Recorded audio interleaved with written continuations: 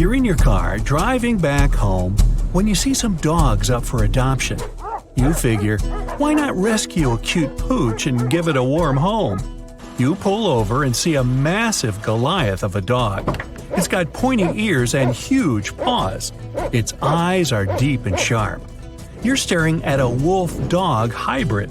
This can happen in the wild, and it's pretty common to see in many households. It's actually the most common wild and domesticated animal cross out there, with an estimated 400,000 of these as pets in the United States alone. There are many combinations of these animals, but the most common are gray wolves mixed with German shepherds or Siberian huskies. These crosses may seem majestic, but they're really dangerous to have around the house. Many cases were reported of wolf dogs attacking their owners for random and unpredictable reasons. It's best to leave these doggos alone. And speaking of wild doggos, some of the most dangerous ones out there also look quite adorable. You better keep some distance if you ever come across one of these, because they will chase after you. They're even called the kings of Australia, the one and only dingo. These animals have been around for hundreds of years across Southeast Asia to Australia. Their golden brown color blends with their surroundings, making them even more dangerous when lurking around for prey. And just like a wolf-dog hybrid, many dingoes are also bred with domesticated dogs to create a dingo-doggo combo. Yeah, I said that. Now, that may sound cute, but they're anything but. They're still wild animals that hunt in packs and are ruthless even to humans. Now, this one may seem like a no-brainer, but there are enthusiasts out there who keep venomous snakes in their houses. Not everyone can handle those serpents since they need proper care and attention. Some states even banned owning them. Sure, it may be pretty cool to show off one of these to a group of friends at a party, but stats show that there are at least 10,000 snake bites a year in the United States. Some of these are pets. Snake handling professionals equip themselves with proper gear and tools when extracting them from unwanted areas. So having one in the house on purpose is risky enough. And there are many venomous snakes in the wild that are actually in danger and shouldn't be kept at home unless for nurturing.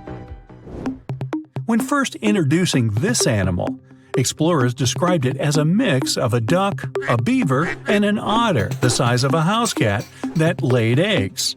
Come again? Scientists brushed the platypus off as fiction until they saw it with their own eyes. Cute as it may be, this weird mammal is actually venomous. On its webbed back feet, its heels hold spurs for self-defense and to escape and wiggle their way out of danger. As you can imagine, keeping a venomous duck-billed beaver isn't something you should do, even though they look so adorable as babies.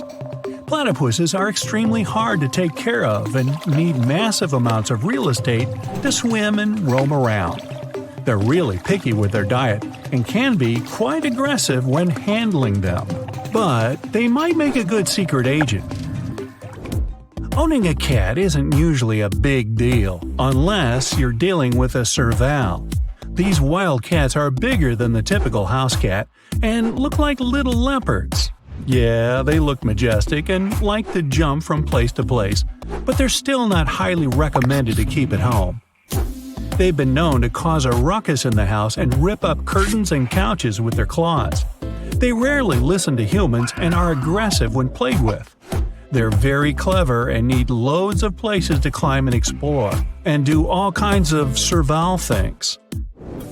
A slow loris is just an animal you want to hug all day. Its large, bulging eyes make you want to cry for joy.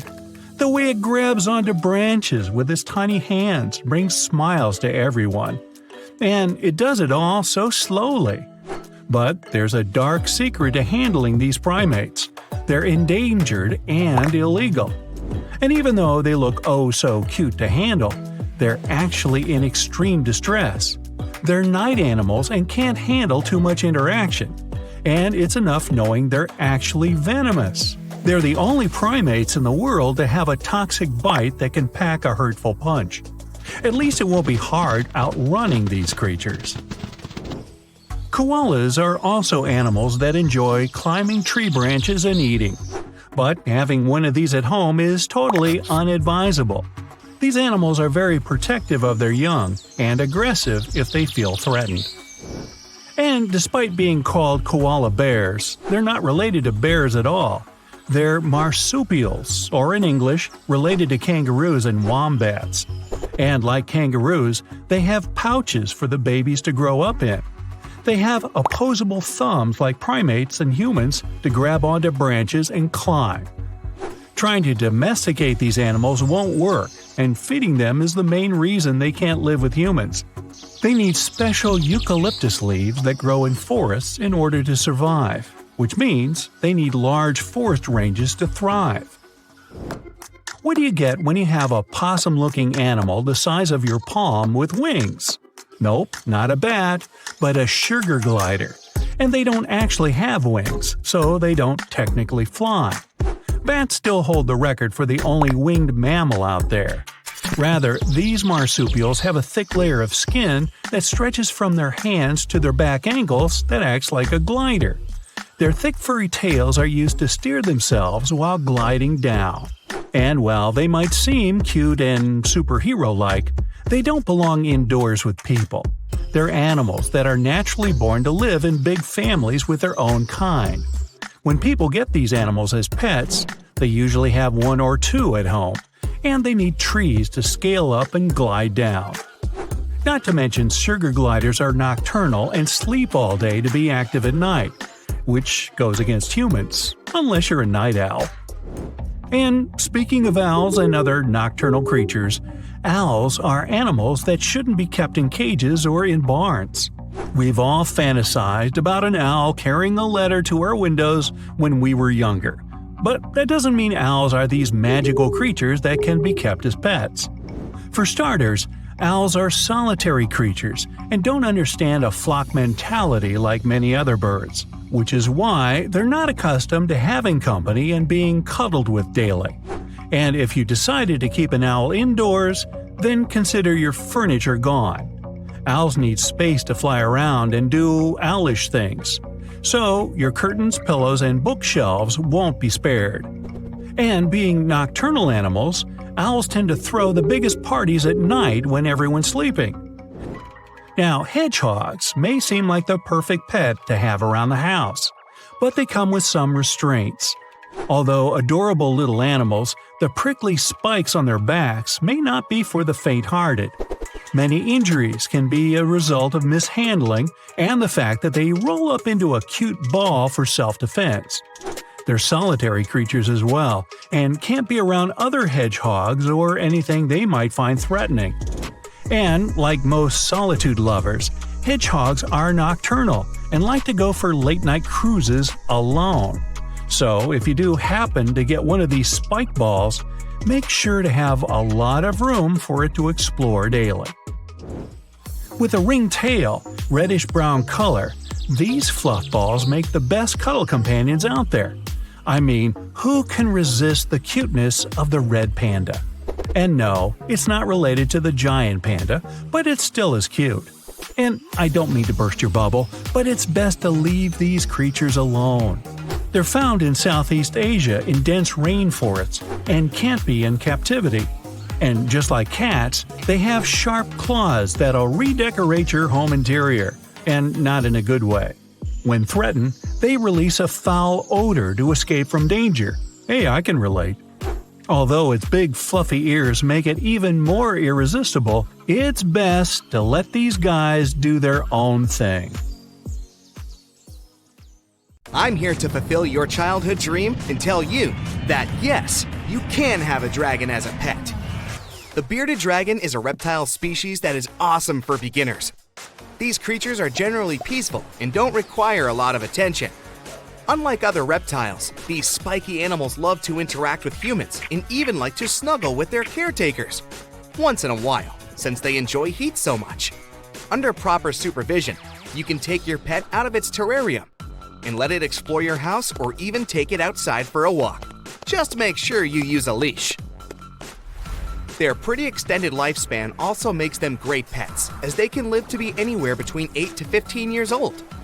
As for food, they love vegetables. So bearded dragons will be happy with things like broccoli, parsley, green beans, or bell peppers. Oh, just look at this bright smile and pink gills. Aren't they cute? This little creature is called an axolotl, and they're fully aquatic animals. They originally came from 2 specific lakes in Mexico City, and as a species, they're related to the salamander. If you're already in love with its tiny, cute fingers, here's what you'll need if you want to take one home. A long tank of about 20 gallons is enough for a single grown-up axolotl. If you're looking to bring more into the family, you'll need at least 10 additional gallons for each extra member. Add a low-flow filter and place everything in a chilly room, and it should do the trick. These adorable amphibians can live around 10 years, and some grow to be over a foot long. These are nicknamed honey bears, even though their official name is kinkajous. And they're a totally unique pet to have. The kinkajou is just about the size of your average cat.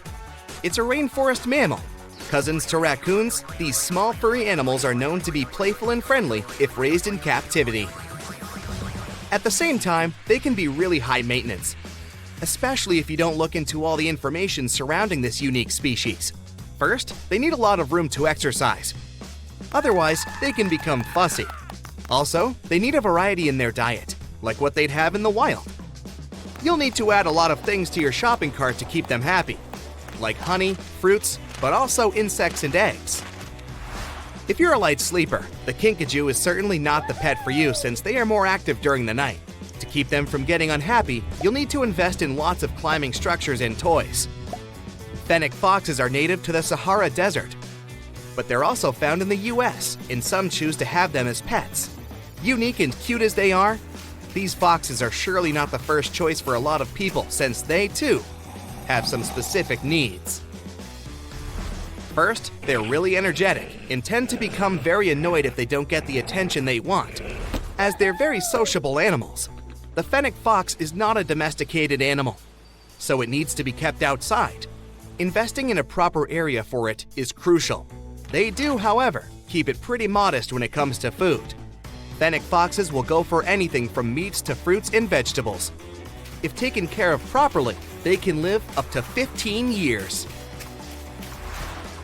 These ones might be a bit harder to find, but they'd sure make one special pet if you're into small, furry insects. The Venezuelan poodle moth looks like a combination of a Furby and gargoyle, but in a cute way. These creatures were discovered in 2009 in the Gran Sabana region of Venezuela, but there's little information on them. Scientists have yet to pinpoint their insect family, but they do suspect it might be a combination of different moth species, sort of a mutant. Another fun fact, that fur they sport is made of soundproofing sugar. Moving over to a more conservative approach to insects as pets, some people enjoy keeping mantids around. But there are a lot of things to consider. One of them is that it's crucial for these creatures to be housed individually. Luckily, each specimen needs only a small tank to be happy. These quirky insects are generally easy to own, since they don't need a lot of maintenance and space. Unfortunately, praying mantises don't live long, around a year tops. There are a lot of species of mantis, and depending on which of the ones you choose, you might end up with a more docile and quieter pet, or one that's a bit fussier and likes to make noise. Some like to have it for dinner, some like to have it as a pet. Who am I to judge? I'm talking about lobsters. The breeds that are preferable as pets are the crinoid squat lobster, the blue spiny lobster, and the reef lobster. All you need is an aquarium with a specific temperature and size for each breed, and they should be good to go. Quick tip though, most lobsters might not be fit to live with other fish. A separate container might be the best way to keep lobsters as pets. Okay, spiders as pets are surely not for everyone. But hear me out, their homemaking and hunting practices are really interesting to look at. More so, they are really silent, so they're a great pet if you have difficult neighbors. On the downside, spiders are quite the escape artists, so you need to invest in the correct environment. Based on the needs of the species you intend to keep, you might need to do a bit of extra research on things like heat or humidity requirements. Hyacinth macaws, or blue parrots, can make great pets if you're willing to invest in their proper care. They have really strong beaks, and most commercial cages simply won't do it for them. They can easily bend the wires and need stronger confinement. Since these birds have a large wingspan, they need a lot of space to exercise to be happy and healthy. They also demand a really long time commitment on your behalf, since they can live up to 60 years. These beautiful birds are really gentle and intelligent and are easy to train. Blue parrots also form a strong bond with their caretakers. So keep that in mind if you're the type that needs to travel a lot. They enjoy eating fruit. And with those powerful beaks, they can even crack a coconut open. Although they've gained a lot of popularity these days, raccoons are still not common pets. And for good reason. As cute as they are in social media videos, they require a lot of maintenance and are really unpredictable. For starters, raccoons are difficult to train. Damaging your home might become their primary hobby. They need a lot of space to roam and have strict dietary needs. You'll need to give your raccoon such products as dog food, fish, eggs, vegetables, and fruits. Don't go heavy on treats either, as raccoons are prone to obesity. On the other hand, they're really intelligent and fun to watch, especially because of their good memory and great problem-solving skills. You can also consider a raccoon as a pet if you're a night owl, as they are nocturnal animals too.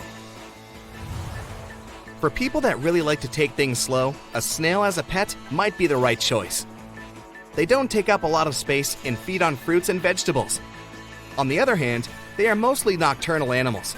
So if you're interested in watching them interact with their surroundings, you might need to stay up a bit late at night. Most snails live to be 2 to 5 years, while other larger species can live up to 15 years. If you stumble upon a garden snail and get attached to it, there's no way to know how old it is, though.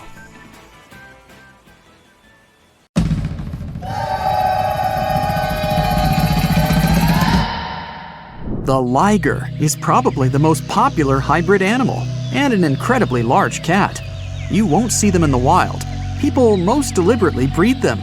Lions and tigers don't even inhabit the same areas.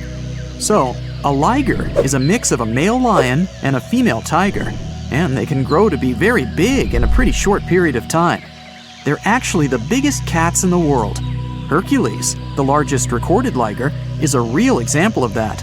922 pounds and 10.8 feet long. Imagine taking him for a walk. Ligers are mostly way bigger than either of their parents. In most cases, they behave and look more like lions than tigers. But they have some tiger traits too. For example, striped backs, and they're crazy about swimming. The taigen. Nobody could fault you for thinking the taigen and liger are basically the same animal. I mean, they're both a combination of tigers and lions, but a taigen comes from a crossbreeding of a male tiger and a female lion. They're usually smaller than their parents, and definitely much smaller than their giant, could you call them siblings? In most cases, they inherit charming looks from their tiger fathers, but they get some interesting traits from their mother's side too. For example, love for socialization and the ability to roar. Hands down, one of the rarest hybrid animals in the world are wolfins. These fellas are a mashup of a female bottlenose dolphin and a male false killer whale. Its name might make you think differently, but a false killer whale belongs to the dolphin family. They're not even related to killer whales. Wolfins are such an interesting 50-50 mix and balance of their parents. They have dark gray skin, the perfect blend of a black false killer whale and light gray dolphin skin. Dolphins have anywhere between 80 and 100 teeth. False killer whales have 44. And their hybrid young is halfway, with 66 teeth in total. What would it look like if algae and a slug paired? No need to imagine. You have a green sea slug to check the result. It lives in salt marshes in Canada and New England. And it's possibly the weirdest hybrid creature you'll see in this video, and in general. Part plant, part animal.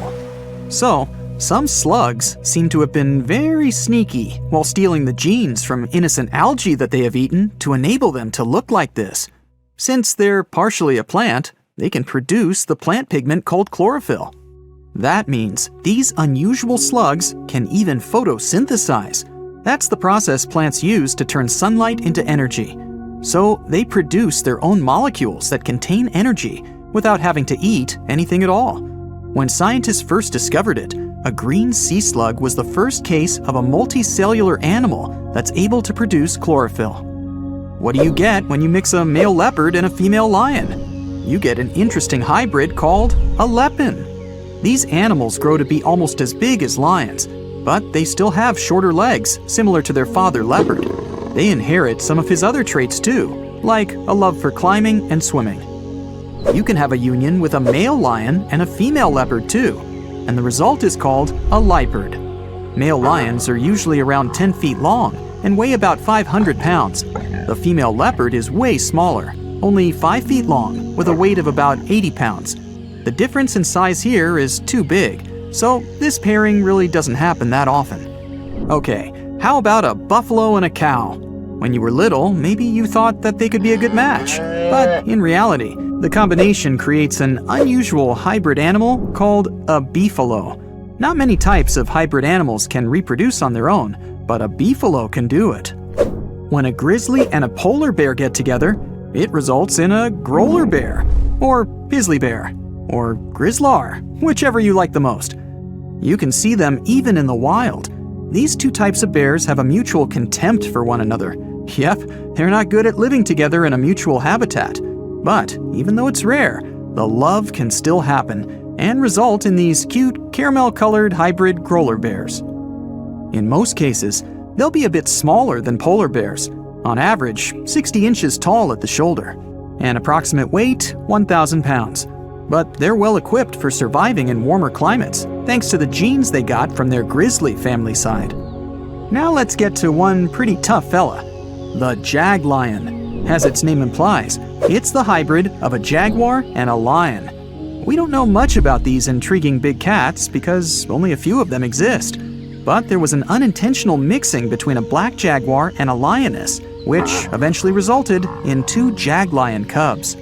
One had a dark gray coat with black spots because of the dominant melanin gene black jaguars usually have. The other one had a lion color and the rosette pattern spots that remind you of a jaguar. Yep, you already know it. There are also ligwars, a hybrid of a female jaguar and a male lion. That's some colorful family. Speaking of wild cats, have you ever heard of a savanna cat? Savanna cats are in both categories of house pets and exotic hybrids, since they're a mix of a domestic cat and a wild African serval hybrid animal. We're talking about striking animals, almost as big as a domestic cat. But what gives them their exotic look are their tall bodies, slender forms, and spotted coats. These cats are extremely loyal, intelligent, and loving creatures. Here's one unexpected mixture, a zebroid. Technically, it's a name people use to describe a hybrid of a zebra and any equine species. But when you pair a zebra and a horse, their young is called a zorse. Zebra hybrids mostly look like whichever animals they've been crossbred with, but with the striped coat of a pure zebra. Most of these hybrid creatures don't even have fully striped coats. You can mostly see the stripes on non-white areas of their bodies and legs. Speaking of zebra hybrids, check out this adorable creature. It's called a zonkie, or zedonk, zebras, zenki, take your pick. They're mostly either tan, gray, or brown in color. You'll distinguish them by unique stripes that are darkest on their legs and belly. Unlike some hybrids, such as the liger, zonkies can normally live in the wild. In fact, that's where you can find them, living life to the fullest across savannas and open woodland, mostly in Africa. Can you guess what a geep is? Yep, a combination of goat and sheep, and definitely one of the most adorable and cuddliest hybrid creatures in this video. Geeps are very rare. Some experts even believe it's possible that they're not true hybrids, but just sheep with certain genetic abnormalities. After all, sheep and goats do carry different numbers of chromosomes, which means cross-species mixes are almost impossible. When a camel and a llama get together, you get a cute little thing called a kama. Similar to beefalo, the kama also produces the best economic traits of both its parents. The first one was born in 1998. Kamas don't have camel humps. Their body is covered in soft, fleecy fur, similar to their llama side of the family. They can drink big amounts of water at a time, so they can survive with almost no water at all for pretty long periods. The coy wolf is a hybrid where nothing looks that unusual to most people, since the coyote and the wolf are not that drastically different in their looks. After all, these two species only diverged around 200,000 years ago. Now they're still able to mate and bring coy wolf cubs to the world. People living in eastern Canada and the US might be familiar with these smart, adaptable animals that inhabit their forests, neighborhood parks, or sometimes even cities. These hybrids have emerged over the past century or so, and they've picked up the characteristics of both their parents. When a coy wolf is fully grown, it's somewhere in between the size of both parents, but it's also 55 pounds heavier than pure coyotes and has a bigger jaw, longer legs, smaller ears, and a bushier tail. Check out the narluga, an extremely rare creature whose parents are a narwhal and a beluga whale.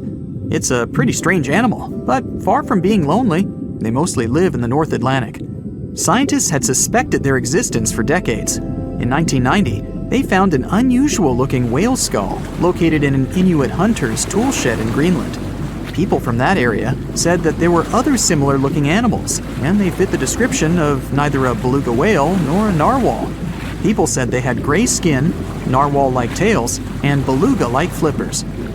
Narwhals and beluga whales are similar in size, and they share a family, the Monodontidae family. So it may not even be that surprising that they're able to successfully breed in the wild.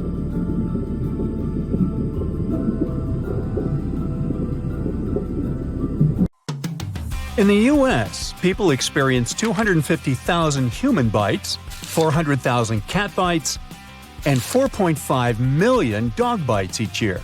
Yes, adorable animals can still attack you unexpectedly. Let's take a look at the cutest and fiercest examples.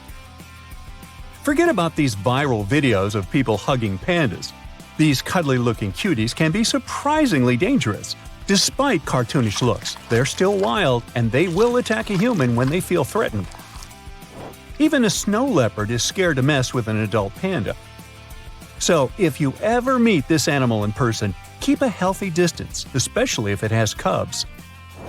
Pandas switched from omnivorous to a vegetarian diet a couple of million years ago, but they still have these carnivorous teeth and retractable claws in their paws that can easily cut your skin. Today, scientists speculate that pandas' strict bamboo diet may be contributing to their extinction. So, it makes sense to plant some more bamboo to prevent these fluffy monsters from returning to their carnivorous habits, huh? But let's say you're hiking in the woods in China, and suddenly a ferocious panda jumps out of nowhere. First of all, make sure to carry bear spray and be ready to use it. You can pretend you're not alive, especially if the panda is too big to fight with. Don't rush to run away, though. Instead, try talking to the animal while backing away slowly. If a panda follows you while you're hiking, make loud noises along the trail to scare it away. The smell of food can attract pandas, as well as snow leopards, so avoid cooking if you know you're being stalked. And speaking of deceptive fluff balls, koalas and wombats can't be trusted either. These Australian animals are closest relatives, so they share some common traits. Koalas are territorial creatures, and they don't hesitate to use their sharp claws and teeth to prove it. If a koala starts biting you, it won't let go easily. You'll have to pull it away. So it would be wise to wear long trousers and a jacket to provide additional protection to your skin. Also, make sure to protect your pets, because koalas definitely won't do that. Now, don't be tricked by those cuddly videos of people with koalas, too. These are zoo animals that have gone through a long bonding journey before becoming human-friendly. If you ever come across these creatures in the wild, don't try to take a selfie and avoid triggering them with loud noises. Although koalas are known for sleeping 22 hours a day, it doesn't mean you can't trigger them. Koalas tend to get more alarmed when they detect strangers within a 16-foot radius. By the way, spraying urine on enemies is one of the koala's favorite defense mechanisms. The majority of koalas in the wild can spread unpleasant conditions, so that's another huge reason to stay away from them. Now, wombats may look like innocent, friendly hamsters, but these nocturnal marsupials are known for attacking people, dogs, and even wild dingoes. Yep, they bit several people so badly that they needed hospitalization. So, the safety rules are the same as with koalas. No hugs, no selfies. By the way, if you dare to run away from a wombat, keep in mind it can run up to 25 miles per hour. What about you? Now, take swans. When it comes to personal boundaries, these fancy birds can show some sinister traits too. Swans can defend their mates and nests very aggressively, which includes biting and even taking your life. Their nesting season between April and June is especially dangerous.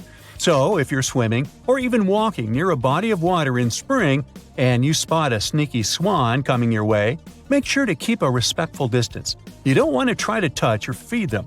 Don't do anything that can provoke the birds. And heaven forbid you to approach their nests. Beware of the mute swan. It's one of the biggest hooligans in the bird world. These guys are less vocal compared to other swan species, so they can skip warning shouts and simply attack you in total silence. If it happens, don't rush to run away. Instead, try to stay calm, keep on facing the swan, and slowly back away. Using a barrier, such as a fence or a tree, can be helpful too. You can also trick the swan into believing that you're a bigger bird. Just show them an open umbrella or a wide piece of clothing that imitates wings, if you happen to have it handy. Sometimes you can come across a swan that looks like it needs your help. Even if it breaks your heart, safety rules don't recommend trying to save the bird on your own. That's because the swan may perceive your help as a threat. Instead, you should notify local wildlife authorities, and they'll take proper care of the animal. There are many stories of dolphins saving people and being cute and playful, but their games can be surprisingly dangerous, especially in the wild. Even sharks can lose their lives if they mess with the wrong willy. Swimming with these smiley creatures is riskier than you might think. Dolphins can start pushing you with their powerful noses and bodies. In some cases, they can pull you underwater and bite you with their sharp teeth. Unfortunately, not everyone survives such an encounter. So, how do you tell a good dolphin from a sinister one? Well, first of all, if the dolphin is wild, never attempt to feed, pet, or play with it. If you see them flapping their jaws, chasing, slapping their tails in the water, or even releasing clouds of bubbles from their blowholes, take this as a sign of aggression. If you ever find yourself kayaking or swimming in the water with an aggressive dolphin, leave the area as soon as possible. Want to see one of the most poisonous creatures on Earth? Well, here you go. It's hard to resist putting this colorful guy on your palm to take a cute picture. But this could be your last photo shoot. The 2-inch-long golden poison dart frog has enough venom to take the lives of 10 healthy adult men. This toxin is meant to attack the predator's nervous system and cause muscle contractions, respiratory paralysis, and even worse. Unlike snakes and scorpions, dart frogs don't need to bite to transfer their venom. They excrete it through their skin glands. So if you ever happen to touch this cutie by mistake, don't rub your eyes and wash your hands immediately. The toxin has to get into your bloodstream to affect you. So if you have any cuts on your skin, it makes sense to go to the hospital as soon as possible. Keep in mind that dart frog skin tends to poison everything it touches, and the toxin can remain on those objects for up to a year. Aw, look at this cute Shrek-eyed toy. Wait a second, it's alive! Huh. Say hello to one of the few venomous mammals on the planet, the slow loris. It's no wonder that this furry creature is the star of the shadow pet market. But you should read the directions before purchasing it, since a refund is unlikely to be possible. You may have seen this animal raising its hands as if surrendering to the police. You wish. Slow loris has a toxin released from its bronchial gland on the sides of its elbows. This innocent-looking fluffy takes the venom into its mouth to mix it with its saliva. After that, it can rub its hair with the toxin to scare away its rivals. Or give you a fierce venomous bite that you'll never forget. This toxin causes anaphylactic shock, so it's dangerous to human life. Do you still want to bring this cutie home? Nah, I didn't think so. Now, just because the platypus looks like an ancient Pokemon, it doesn't mean you can let your guard down. Male platypuses have a special tool to fight for mates – hidden sharp spurs on their hind feet. They contain a dose of venom that's fatal to a dog-sized animal. But it doesn't mean you're safe. They can attack humans too. And the sensation caused by the platypus's venom is described as long-lasting intense ache that cannot be relieved with conventional medicines. So, never try to pet this cutie, it's not worth it. There are many more cute but vicious animals on the planet, so remember that looks can be deceiving. And stay safe. The African buffalo is the only species of wild cow you'll find in Africa. You can recognize it for its heavy, rigid horns, and this, in combination with its massive size and aggressive nature, makes them very dangerous for whoever stands in its way. Elephants will respect your space most of the time, but only if you respect theirs. They can feel threatened by, let's say, a group of tourists that come too close and disrupt their personal space. In that case, they'll defend themselves and be very angry, which isn't such a nice scene. Wild dogs can be pretty dangerous, like dingoes in Australia. They can either live alone or move in packs of up to 10 animals, which can be especially tricky for their prey when the entire pack is after it. They can cross great distances and communicate with each other, howling like wolves. A star-nosed mole is certainly one of the weirdest looking creatures you'll come across. In some way, it looks like someone replaced its head with a very small octopus. They're not dangerous to humans in the way some venomous creatures or large predators are, but they can cause a lot of damage in your garden. Shall we talk about horns? Cattle, goats, and many other species proudly wear this fancy headdress not only for fashion, but also as a weapon for brutal battles. If you ask this bighorn sheep ram directly how old he is, you'll probably hear something like, "Bah." But if you want to get a more precise answer, you can count the number of rings on his horns. The biggest and the darkest ring usually marks the 4th birthday, when the ram matures enough for mating. Although animal horns may look very tough, in fact, most of them are made of keratin. It's the same protein that builds human hair and nails. Horns never stop growing as the animal ages, just like our own hair. And eventually, they can curl into really extravagant shapes, making these weapons turn against their owners. This is what a Wiltshire sheep horn looks like when it's young. But as the years go by, the horns typically curl in front of its face. And while most grow out harmlessly, the inward growing horns can end up dangerously close to the sheep's head. Like this ram who's having bad luck, to say the least. Its horn has slowly grown into its own skull, and eventually, well, it didn't end well for the sheep. Of course, this would hardly have happened on a farm, because people would have made a preventive horn cut. But unfortunately, in the wild, animals cannot use hairdresser services. That's why they use rocks and branches to rub and grind away at their horns to keep them safe, just like humans trim their nails. Faulty genetics is not the only reason for the horn distortion. You see, when males of the species want to fight for dominance, they begin to butt heads to show each other who's the alpha male here. These battles can break horn plates, making them grow at weird and dangerous angles. The fancier the original shape of the horns is, the more problems their fracture may cause. This poor African kudu is a bright example. Fortunately, in some cases, unlimited body part growth can be good for the animal. Just take a look at these adorable smiles. If you happen to break off your own molar tooth, your dentist would probably say it's irreversible and offer a replacement. But if an alpaca breaks its front teeth, all it has to do is wait a bit. Although these animals don't have upper teeth, their lower teeth constantly grow throughout their lifetime, and they might look pretty creepy when they get too long. That's why some farmers prefer trimming them from time to time, just like pet owners cut the nails of their cats or dogs. Now, llamas look so similar to alpacas that many people confuse these two species. But the significant difference between them is that llamas' front teeth are encased in enamel. That's why, unlike alpacas, they don't possess the superpower of limited growth. Too bad. Unlike the keratin horns, deer antlers are made entirely of bone. Typically, only male deers, called stags, grow antlers.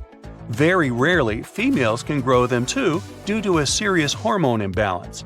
This is a deer equivalent of a beard on a human female that sometimes can appear due to various diseases. Adult deers grow and shed their antlers annually, which coincides with the breeding season. At first, their antlers are covered in velvet, a protective skin with blood vessels.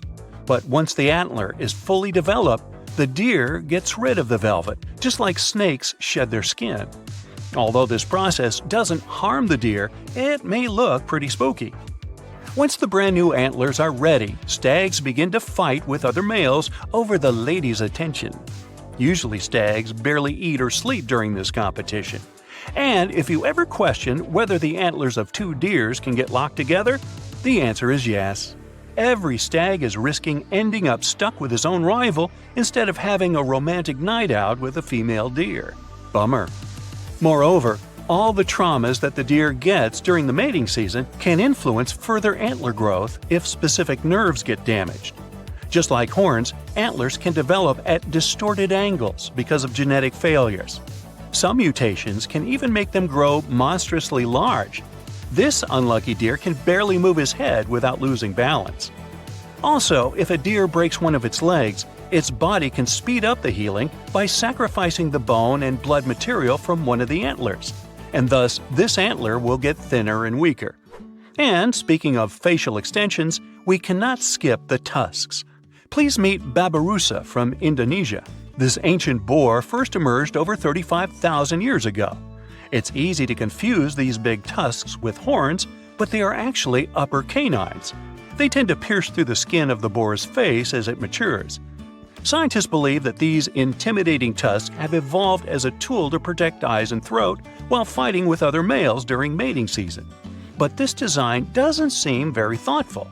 If a male boar doesn't grind his tusks regularly, they can end up curling back into his own skull, which can blind him or even worse.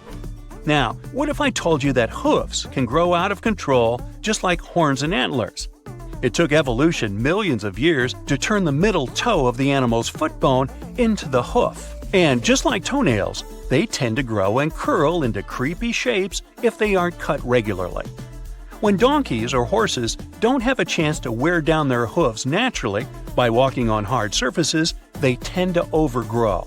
This makes the animals walk on the balls of their feet and overstretch the tendons, which may result in pain and bone loss. And eventually, they can lose the ability to walk at all. So if you ever come across a horse with curly hooves, consider calling the experts to give it an emergency manicure. Perhaps one of the most obvious questions regarding the undersea world is, can a fish drown in the water? Yup, it can.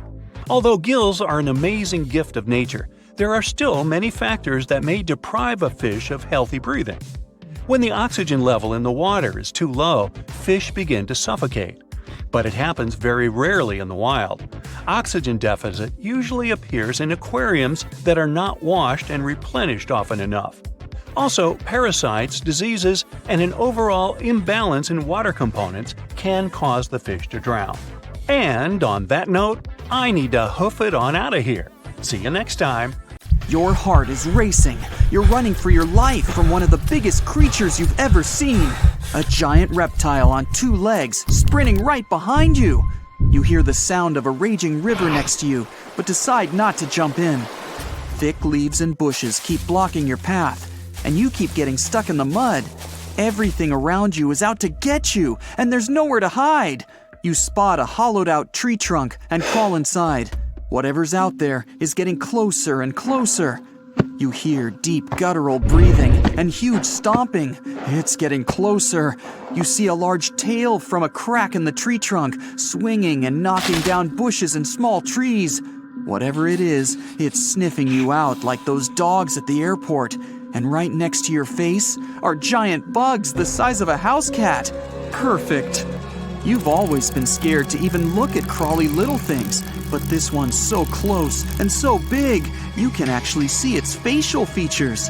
It's looking at you like you're the alien. You want to scream, but can't. Then, out of the darkness, more bugs. They're curious things, flicking their antennas all over your body. Okay, this is too much. A bug is one thing, but now a giant centipede thing is crawling your way. Its fangs are the size of your thumb. You dart out of the tree trunk and come face to face with a giant monster. It stops and stares at you, knowing you have no place to go. Claws and teeth the size of bowling pins. That's enough to keep you up at night. It's getting ready to charge right at you. Welcome to the most dangerous period and area in history for a human, the mid-Cretaceous Sahara. This place was thriving around 100 million years ago in what would now be North Africa. Back then, the continents were all arranged differently, and the weather was wild. Extreme storms were pretty common, and temperatures would rise and fall like a Mexican wave at a soccer stadium. Then, sea levels started to rise. Water flooded the Kem region, an area between modern-day Algeria and Morocco. Over the next millions of years, asteroids, volcanic eruptions, and other natural disasters wiped out everything else. Bye-bye, dinosaurs. Thanks for playing. You probably think of the Sahara as one of the most inhospitable places on Earth, but back when it had trees and rivers, it was even more dangerous. The famous River of Giants was a huge river system that stretched from modern-day Egypt all the way to Morocco. The land was flat and not much vegetation grew there, but it was enough for life to exist. Frightening, scary life. That creature you're staring at, it's a giant, scary-looking theropod, and it's out to get you. Imagine a T-Rex-like dinosaur that's more than 32 feet tall and has an epic jawline. Scary stuff. They were the top dogs in the food chain back then.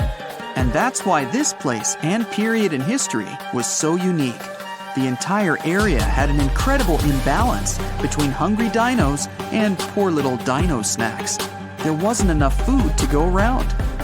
Scientists were never able to find much evidence of herbivores. That means it might have been a royal rumble of carnivorous creatures waiting to pounce on each other at any moment. So, after a while of having a stare-down contest with a giant theropod, a shadow creeps up on you from behind. You're too scared to turn around, but the growling is louder than anything you've ever heard. It shakes you to the core. You turn around and see a Spinosaurus, and that's about all you can see. You know how they always show the T-Rex as the king of the dinosaurs? Well, this one would be, what, the emperor? It stands about 50 feet tall and has a sail of scales on its back, the size of a regular human. Then add in a crocodile-style snout with razor-sharp teeth and some short, powerful legs. Its diet mainly consists of river fish, but it's looking at you like you're a delicious fish taco. The two alphas are now in a standoff, with you stuck in the middle. But before you close your eyes and get ready to be eaten, they begin fighting each other, knocking down trees. You tiptoe your way out of there and run. The further you go, the better, right? Wrong. Not here, because everywhere you go, there's going to be something dangerous. During this period, there was danger in the sky, in the water, and on land. There were small mammals scurrying around here and there, but they mostly stayed in the shadows to avoid danger. After 5 minutes of running as fast as humanly possible, you make it out of the forest and onto an open plain. Bad move. Now there's nowhere to hide. Suddenly, you hear another shriek. You look behind you. Nothing. It's just short grass everywhere.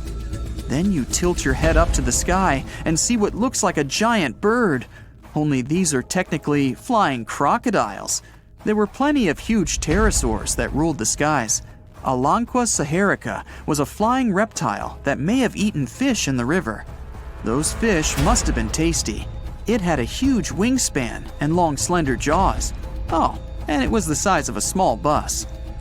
This one found you and is racing down to catch you. You run for your life, again. And this time, there's no place to hide. Suddenly, you feel talons grasping onto you and you're lifted off the ground. You soar up. If you weren't scared out of your mind, you might have noticed how beautiful the giant river channels below you are. The Alanqua maneuvers like a fighter jet, headed for the mountains, dodging all obstacles. You see a large nest with some mini beasts in it. They're hungry and as large as you. Not a great combination. You try to break free, but it's impossible. The creature drops you in the middle of the nest and flies off. You try to cover yourself, but the little ones keep pecking away. It's only a matter of time before it's too late. You look down below you and see the river. You can't tell how deep it is, but it's got a really strong current. You're out of options.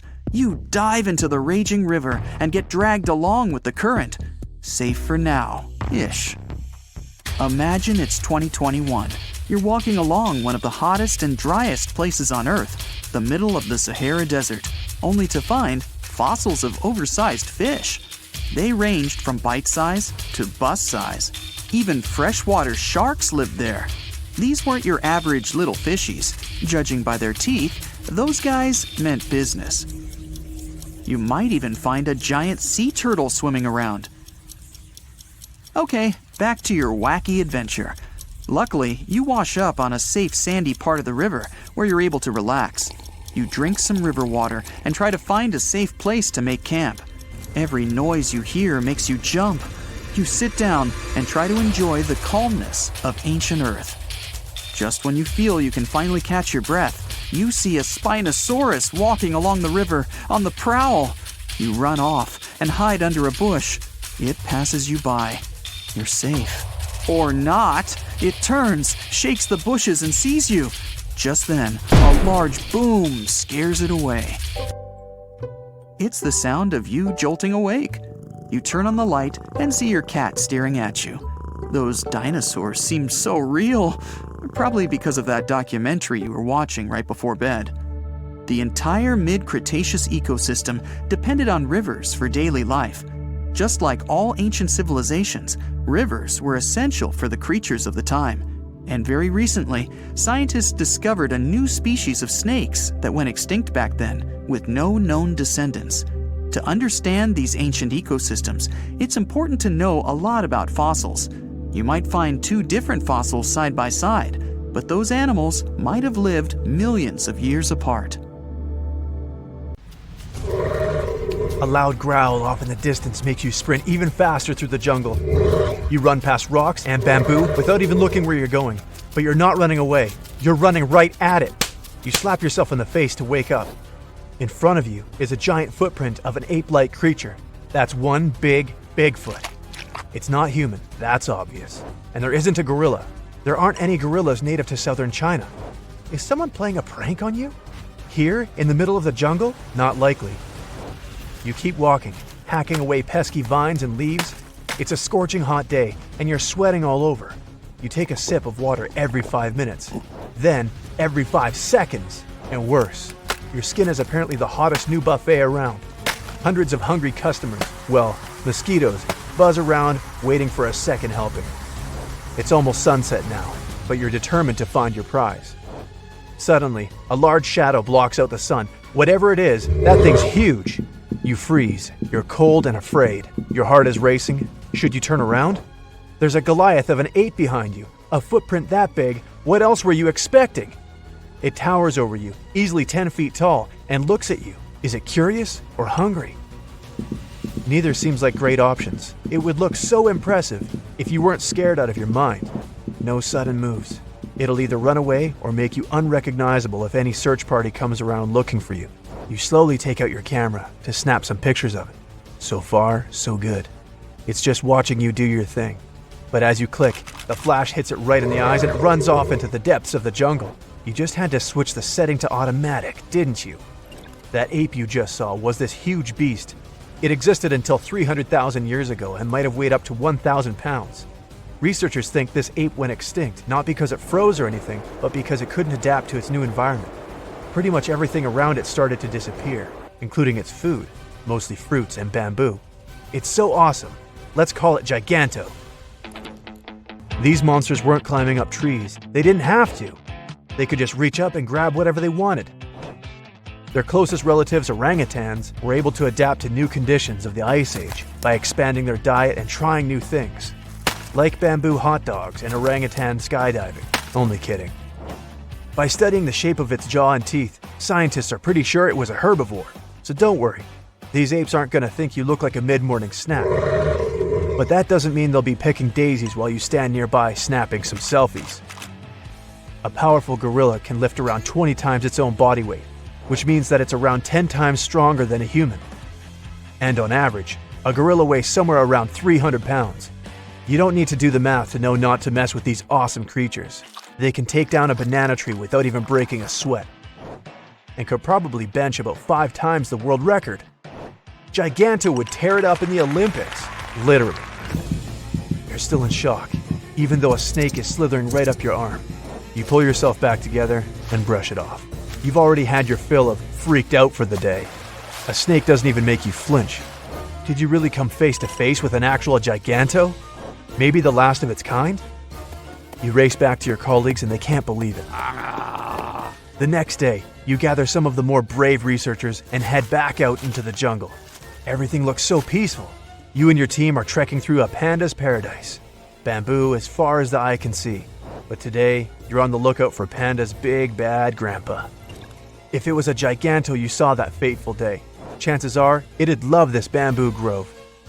In such a lush environment, competition for the best real estate could be fierce. And pandas aren't exactly scared. Nobody knows how peaceful Giganto was, but even herbivores get angry.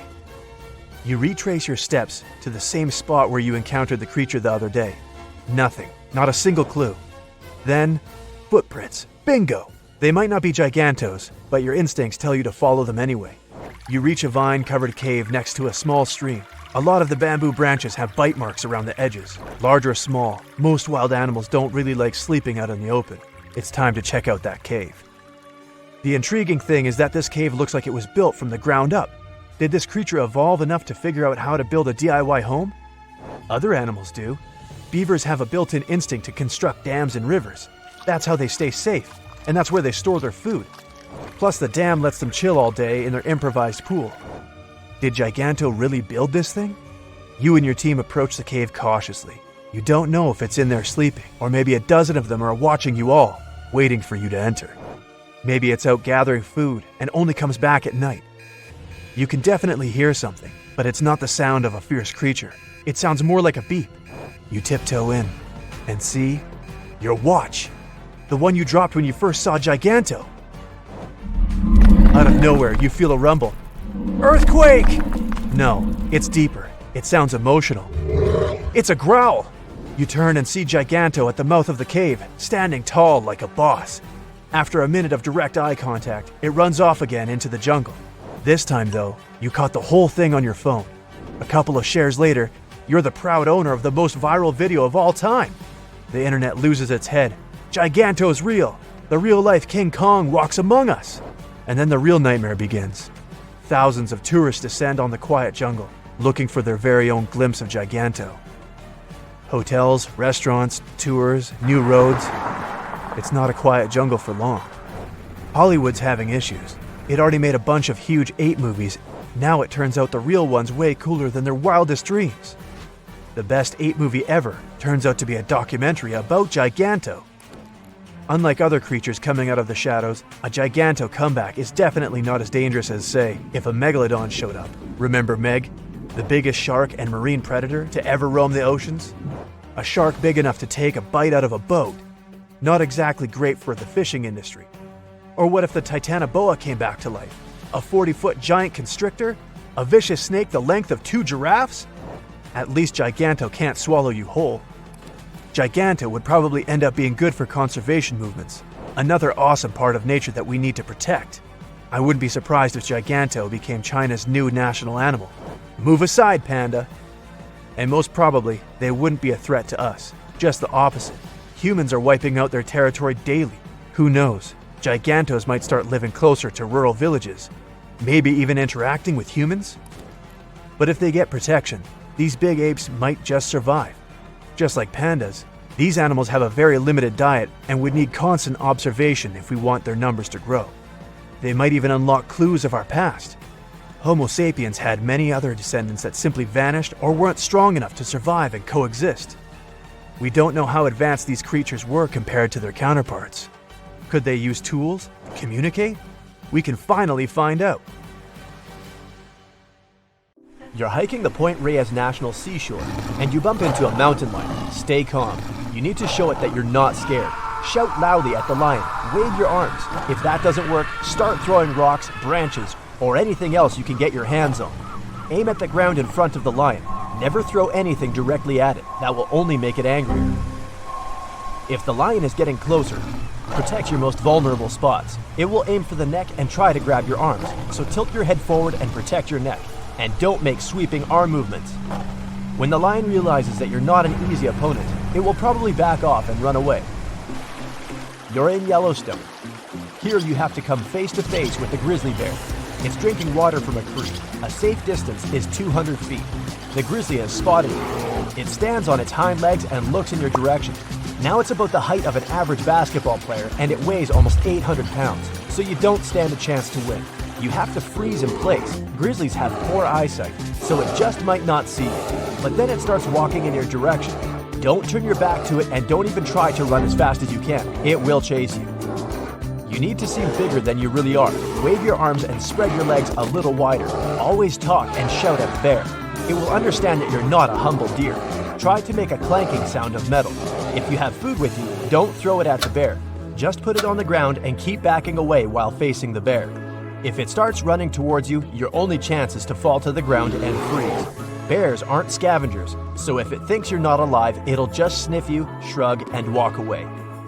Now you go diving on the Florida coast. You have to protect yourself from the great white shark. Never wear shiny and blinging jewelry when swimming. It attracts sharks. And never swim at night. This is when they go out looking for food. Lots of splashing water can also attract this marine predator.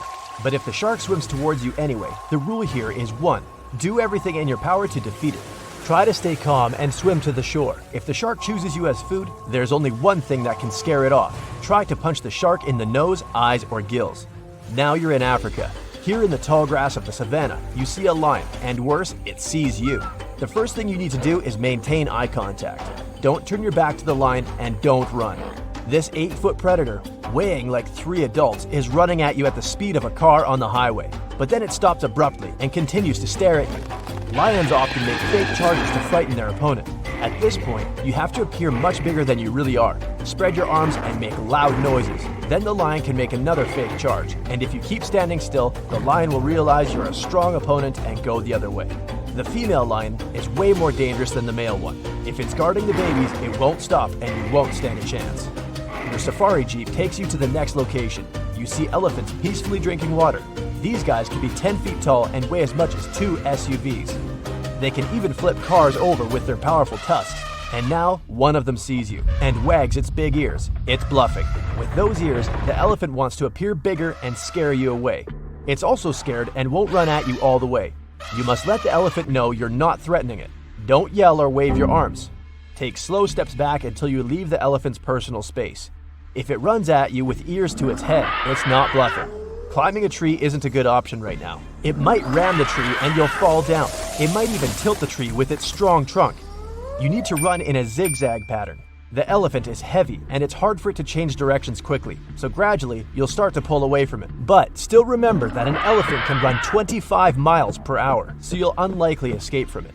Now let's move on to the Nile River. It has the largest number of crocodiles in the world. If you're camping, take a distance of at least 160 feet from the shore. This way, the crocodile will not stumble upon your camp at night. Never take your eyes off the crocodile. It can take advantage of that moment and take you by surprise. Their top speed is only 10 miles per hour, but they can make charges at 40 feet per second from the water. So the only chance to survive is to stay out of the water. If not, the crocodile's weak points are the eyes, the tip of the nose, and the membrane in the throat. This membrane prevents water from entering the crocodile's throat. When running away from a crocodile, be careful not to bump into a hippopotamus. This is one of the most dangerous animals in the world. They can be the size of a business class car and weigh as much as a big elephant. And they can run as fast as horses, so they're sure to outrun you in a sprint. The main thing is to not frighten it. If you're standing far away, get its attention with a loud sound. Usually they will try to get away from you. Use this moment to back away too. But if you see a hippo yawning, it's a sign that you're violating its comfort zone. They can open their mouth at 180 degrees and have the bite force of a crocodile, so you can't beat it and have to run. The best option is to climb a tree or some kind of slope. Hippos have a hard time climbing high places, and if you manage to escape, you'd be one of the few people who survived a face-to-face encounter with a hippo. There's also buffaloes living here in the savannah. They can be as tall as an adult and weigh a whole ton. And unlike lions and elephants, they don't make a fake charge. If you see this machine running at you, it definitely has evil intentions. Their powerful horns and skull can bend sheets of metal. They can turn a new car into a pile of scrap metal. You can never outrun a buffalo, so your only option is to find the nearest tree and run to it before the buffalo even starts its charge. If you run into a snake, you need to freeze in place. There are endless species of snake, and you don't know if your opponent is venomous or not, so you definitely need to avoid getting bitten. Make smooth and slow backward movements. If the snake is following you, stop and start stomping your feet. The strong vibrations of the ground should scare it away. If the snake bit you anyway, try to remember exactly what it looked like. Better yet, take a picture of it. To neutralize the venom, you need to take an antidote to the specific venom of that species of snake. You're on your way to Northeast Asia. As you're going through the dense jungle, you see a clearing. Several wild boars are peacefully grazing there. One of them is a female with several children. It'll do anything to protect them, so it's especially aggressive now. Oops, it spotted you. Get ready to defend yourself. If the wild boar is making high-pitched, piercing cries, it's going to strike you. The first thing you need to do is to stay calm and stand still. You have a good chance that the boar will go on its way, but you see it starting to run. And now you have several options. A, you can run away. B, you can face the blow. And C, climb the nearest tree. The first option is wrong. Wild boars can run almost as fast as Usain Bolt, and when it catches up to you, its sharp tusks won't leave you a chance. Option B, stay where you are. Wrong. A wild boar can weigh as much as a motorcycle and be almost as long as an adult. A hit at 25 miles per hour will just knock you down. So the correct option is to climb the nearest tree. If there's no trees, then climb a car or a tall rock. You have to be in a higher position than the boar. When it realizes it can't reach you, it'll leave you alone. The most important thing is to stay away from wild boars. Never try to feed them or provoke them. In 1952, an Air Force plane called C-124 Globemaster II crashed into a big mountain while flying from Washington to Alaska. Sadly, everyone on board, 52 people in total, didn't make it. The bad weather at the time made it hard to find the crash site, and even later, any attempts to locate it failed. But in 2012, a helicopter crew doing a training mission spotted the pieces of the crashed plane on a glacier called Colony Glacier in Alaska. They started looking for more pieces and confirmed it was indeed the missing plane. Since then, every summer for about a decade, different military groups have been helping in an operation called Colony Glacier. They've managed to identify 40 out of the 52 people whose lives were lost in the crash. The soldiers taking part in this mission take their promise seriously to never leave a fallen comrade behind. They believe it's their duty to bring back those who didn't make it. Another discovery comes from the Alps. In 1991, some hikers exploring the picturesque Alps stumbled upon a human body. It was half frozen in ice at the top of a mountain pass between Italy and Austria. At first, the local police thought it might be a mountaineering accident, but in a few weeks, archaeologists started claiming that this guy might have lived more than 5,000 years ago. They eventually gave the frozen fellow the nickname Ötzi. He was named after the nearby Ötztal Valley. He's become quite famous as the oldest ice mummy on record. Ötzi's frozen state might not be as unique as we thought, and that's where things get really cool. Archaeologists have another theory. See, at first, everyone was convinced that Ötzi marked the start of a cooler period because he had been frozen in the ice without any interruptions since he had lost his life. Yet, over the past few decades, glaciers and ice patches worldwide have been melting away like ice cream on a hot summer day. Not just Ötzi, but other ancient relics like bodies, hunting gear, horse droppings, and even ancient skis started to appear.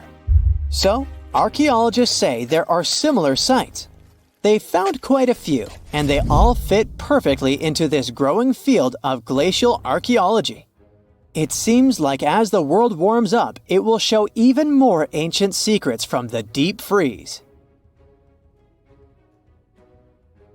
Moving on to another amazing discovery. In 2018, William Taylor and Nick Jarman were exploring the snowy slopes of Mongolia's Altai Mountains.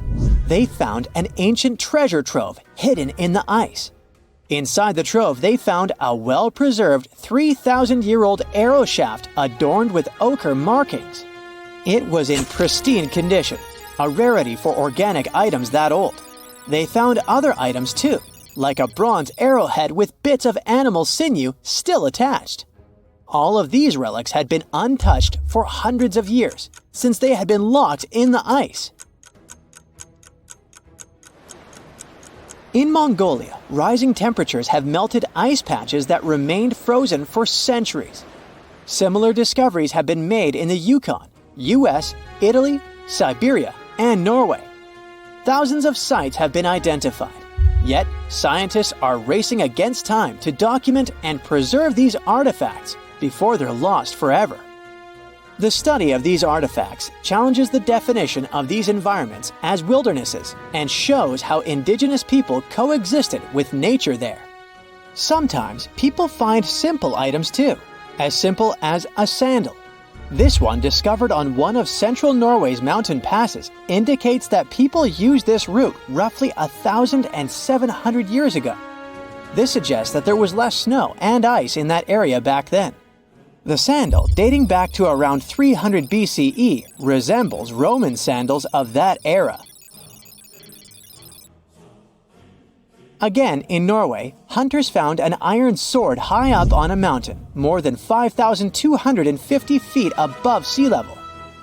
There's no nearby burial site, and it's puzzling why someone would have a sword in such a remote location.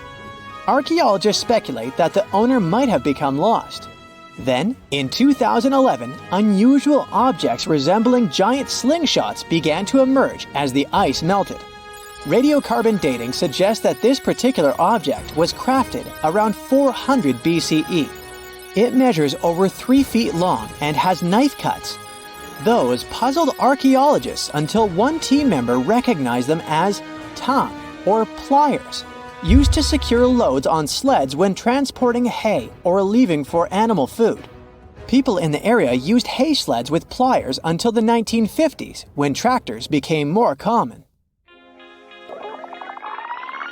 Now, let's get back in time to thousands of years ago. We can easily do that by looking at this woolly mammoth. This creature looks a bit like a cherished but slightly worn-out toy. This ancient giant, whose heyday was 39,000 years ago, is the best preserved mammoth ever found. Even its signature shaggy hair is surprisingly well preserved, having been trapped in glacial ice until its recent discovery in Siberia. This remarkable animal is stepping into the limelight in Yokohama, Japan. Scientists are running tests that might bring this extinct species back to life. When they stumbled upon this female mammoth, they uncovered a hidden treasure, a sample of her blood preserved beneath the ice. So they believe this ancient blood could hold the key to resurrecting the mammoth. They also found well-preserved muscle tissue. She was between 50 and 60 years old when she met her icy fate. The discovery of mammoth blood has reignited debates about the ethics of bringing back extinct creatures, like in Jurassic Park.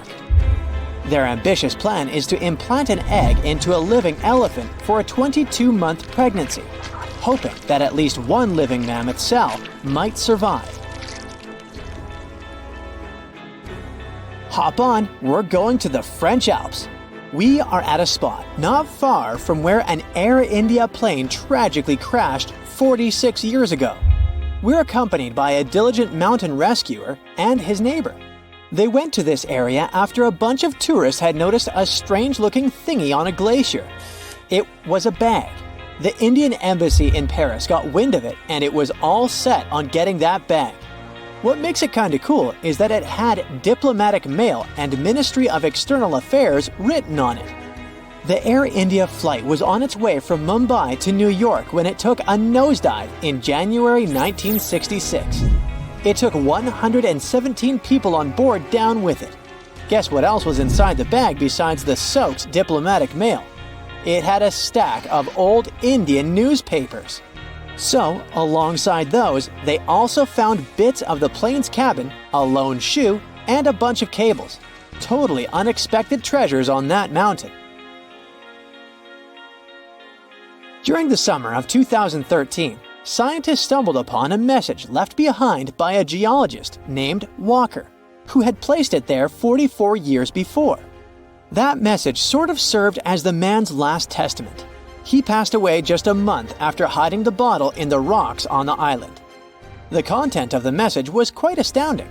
In 1959, Walker had measured the distance from those very stones to the glacier's edge, and it clocked in at a mere 167 feet.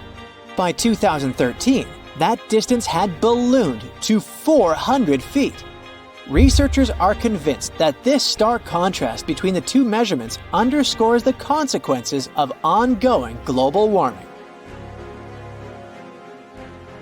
Imagine the melting ice in Norway's mountains as a time machine revealing a treasure trove. Nearly 800 Viking artifacts tucked away for over 1,000 years have been unearthed. They give us a peek into the bustling trade networks of the Viking era and the critical role of the mountain passes in this ancient commerce. Among the finds are leather shoes, cozy woolen mittens, stylish tunics, feathered arrowheads, horseshoes, walking sticks, and kitchen gadgets from the Viking chef's toolkit. There are even Viking pack horse souvenirs. These artifacts provide us with insights into ancient travel habits and the peak times when those paths were bustling with activity, and give us a glimpse into the lives of adventurers. So, the most famous survival rule when it comes to encounters with bears is to stay still and pretend you aren't a living thing. But this rule won't work with all bears, only with grizzlies and brown ones. If you're in North America, you'll find those in Alaska, Washington, Montana, Idaho, and Wyoming. Black bears, the ones you need to run away from, live in a larger territory. You can find them in 40 states, much of Canada, and even part of northern Mexico. So, if you're hiking in Yellowstone, you could run into either a black bear or a grizzly. But let's say you're in California. The bear you accidentally meet is most likely a black one. And no, you can't just tell the difference by the color of its fur. Black bears can be black, brown, cinnamon, blonde, blue-gray, or even white. It's getting complicated, isn't it? If you notice a hump at the shoulders of your unexpected date, it's a grizzly. Black bears don't have those. A grizzly will also have a dished face, round ears, and long, light-colored claws.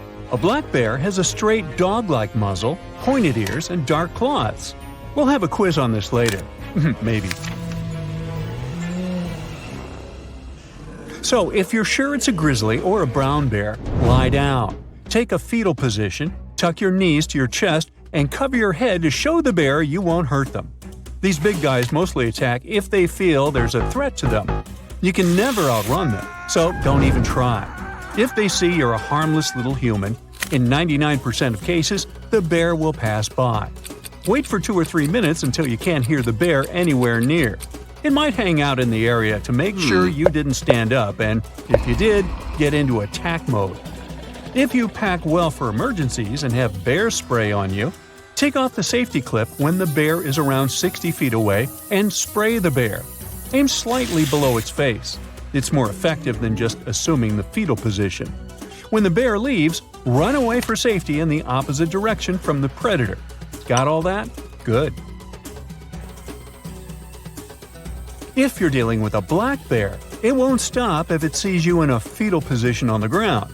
If you don't have bear spray on you and the bear is clearly interested in you, show it who's boss. Throw rocks or your stuff at it. Shout, "Hey bear!" loudly. Clap, make yourself look bigger by raising your arms and jacket. Climb on a rock or a stump. Do whatever it takes to scare it. Black bears are a lot like those bad guys at school who want to steal your lunch. They'll often give up if they see you can stand up for yourself. If the bear gets dangerously close to you, hit it in the eyes or nose and try to shock or stun it to make your unwanted hiking partner flee in fear. If the bear, no matter which type, is just sitting in the distance and staring at you, try to shuffle away super slowly. Move sideways as a slight angle so you don't trip as you backpedal away from this guy. This way, the bear won't think that you're trying to run away and won't be triggered to chase you. Talk calmly to yourself to show the bear that you're a human. Singing also helps. Hey, maybe she'll know the tune. Avoid direct eye contact with the animal and never stand between the cubs and their mother. Don't freak out if the bear stands on its hind legs. It's not an aggressive move. Says right here.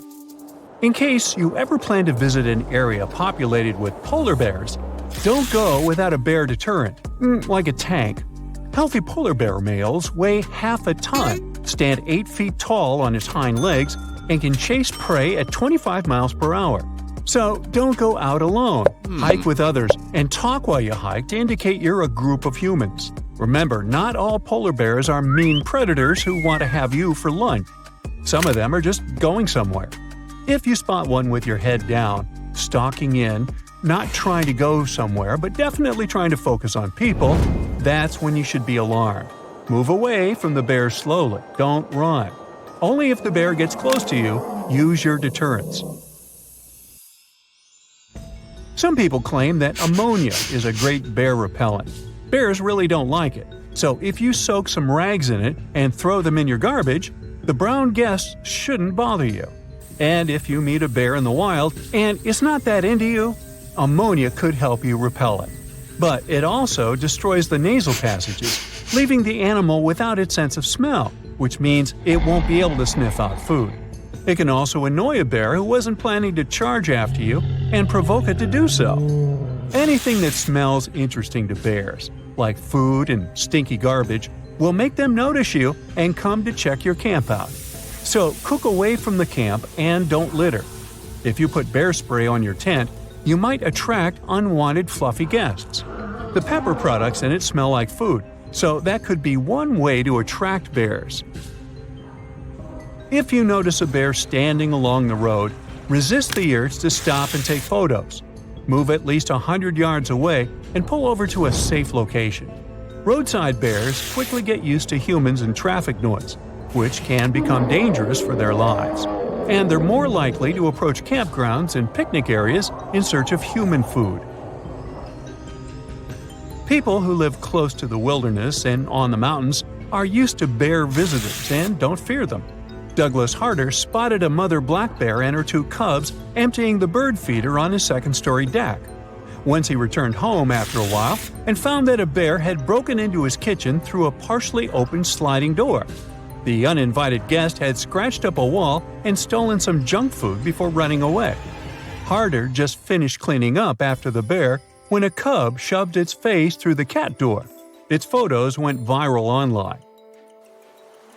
Then there's Kristen Jones. She was visiting her parents in North Carolina and decided to do some yoga on the bank of a nearby lake. She was using earbuds and didn't hear the bear approach her from the back. Suddenly, she felt someone sniffing and licking her neck. She thought it was her neighbor's dog and stretched her arm to pet it, and that scared away the animal. Kristen managed to snap a couple of photos of the bear moving away, although no one believed the licking story. She remembers this as the scariest moment of her life and hopes it will never repeat. As for the bear, he was most likely spotted in the area looking for food in trash cans and on other people's decks. Scientists who observe polar bears note how incredibly smart these animals are. Members of Polar Bears International have captured hundreds of photos to better study these animals.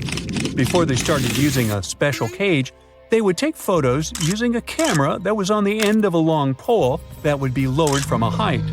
One day, the camera's flash went off right in front of a bear's face. He didn't appreciate the paparazzi move, but instead of ruining the camera, the bear calmly extended one arm. Then, it stretched one claw and touched the lip of the camera's lens. The animal kept the claw inside and wouldn't let go of the camera. The photographer was trying to move the pole, but it was pointless. After 15 minutes, the bear looked up at him and finally let go of the equipment.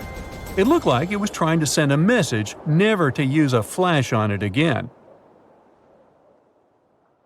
Birds, just like us, have a tongue that is held up by a bone called the hyoid. In humans, it looks like a horseshoe and is located under our jaw. That's what the muscle in the tongue are attached to. This bone is very important for us. It helps us breathe, swallow, and talk. Unlike us, woodpeckers have a very different hyoid bone. It's a big part of their body that allows them to peck really fast. It also helps them keep their head steady and lets them use a lot of force when they peck wood. A woodpecker's tongue is long and it has spikes on it, which helps the bird get bugs out of trees. Woodpeckers can also move it in and out, which is not very common in most birds. This tongue also has a special way of wrapping around the woodpecker's skull to keep it safe when the bird pecks. The tip of the tongue is also covered with a sticky substance, which helps to catch bugs better. Speaking of weird animals, ever heard of an axolotl? You might also know it as a Mexican walking fish. It's a type of salamander. It's a unique species, known for its ability to regenerate its limbs. Axolotls are typically found in lakes, streams, and canals in and around Mexico City. Their appearance, with the wide head and long, feathery external gills, is unusual compared to other amphibians. They're often kept as pets because of what they look like. Rats may not be your first choice when thinking about weird animals, but let me tell you about the naked mole rat. This one is considered weird because of its unique physical characteristics and behavior. For starters, it's nearly blind and has translucent, pink skin. These animals also live in large underground colonies with a strict social hierarchy, with one dominant female and several male mates. The creature, also known as the sand puppy, has a low metabolic rate, which allows it to survive on very little oxygen and food. Even their lifespan is unusual, much longer than that of most other rodents. Some specimens even live up to 30 years in captivity. This unusual creature is considered the superhero of all rats, being immune to pain caused by high levels of acid. This makes it capable of living in environments that would be dangerous to other animals. Dogs are one of the most common species of animals these days, but not the Commodore dog.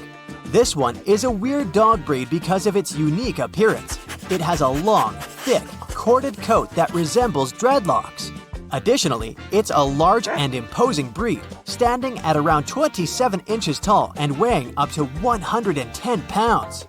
Its size and appearance can make it seem intimidating to some people, but most dog breed specialists say it can be a loving family pet if properly trained.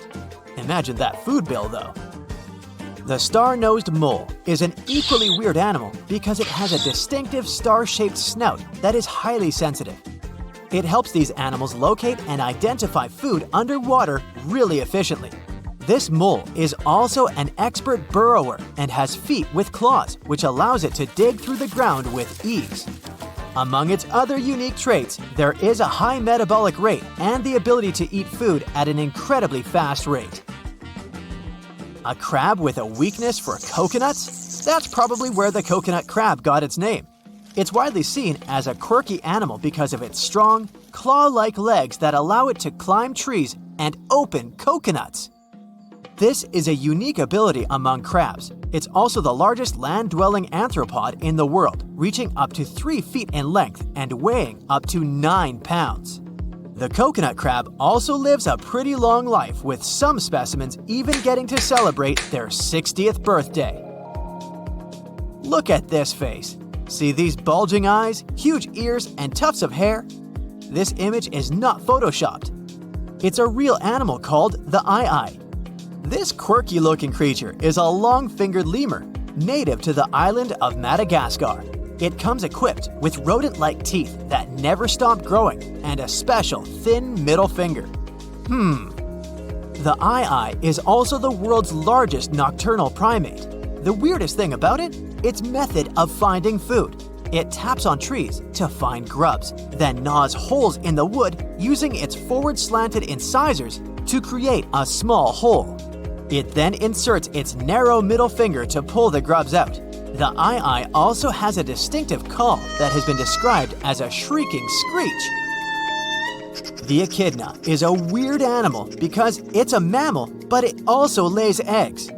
Not only that, but it has spines like a porcupine, a tongue like an anteater, and a long snout that resembles a beak.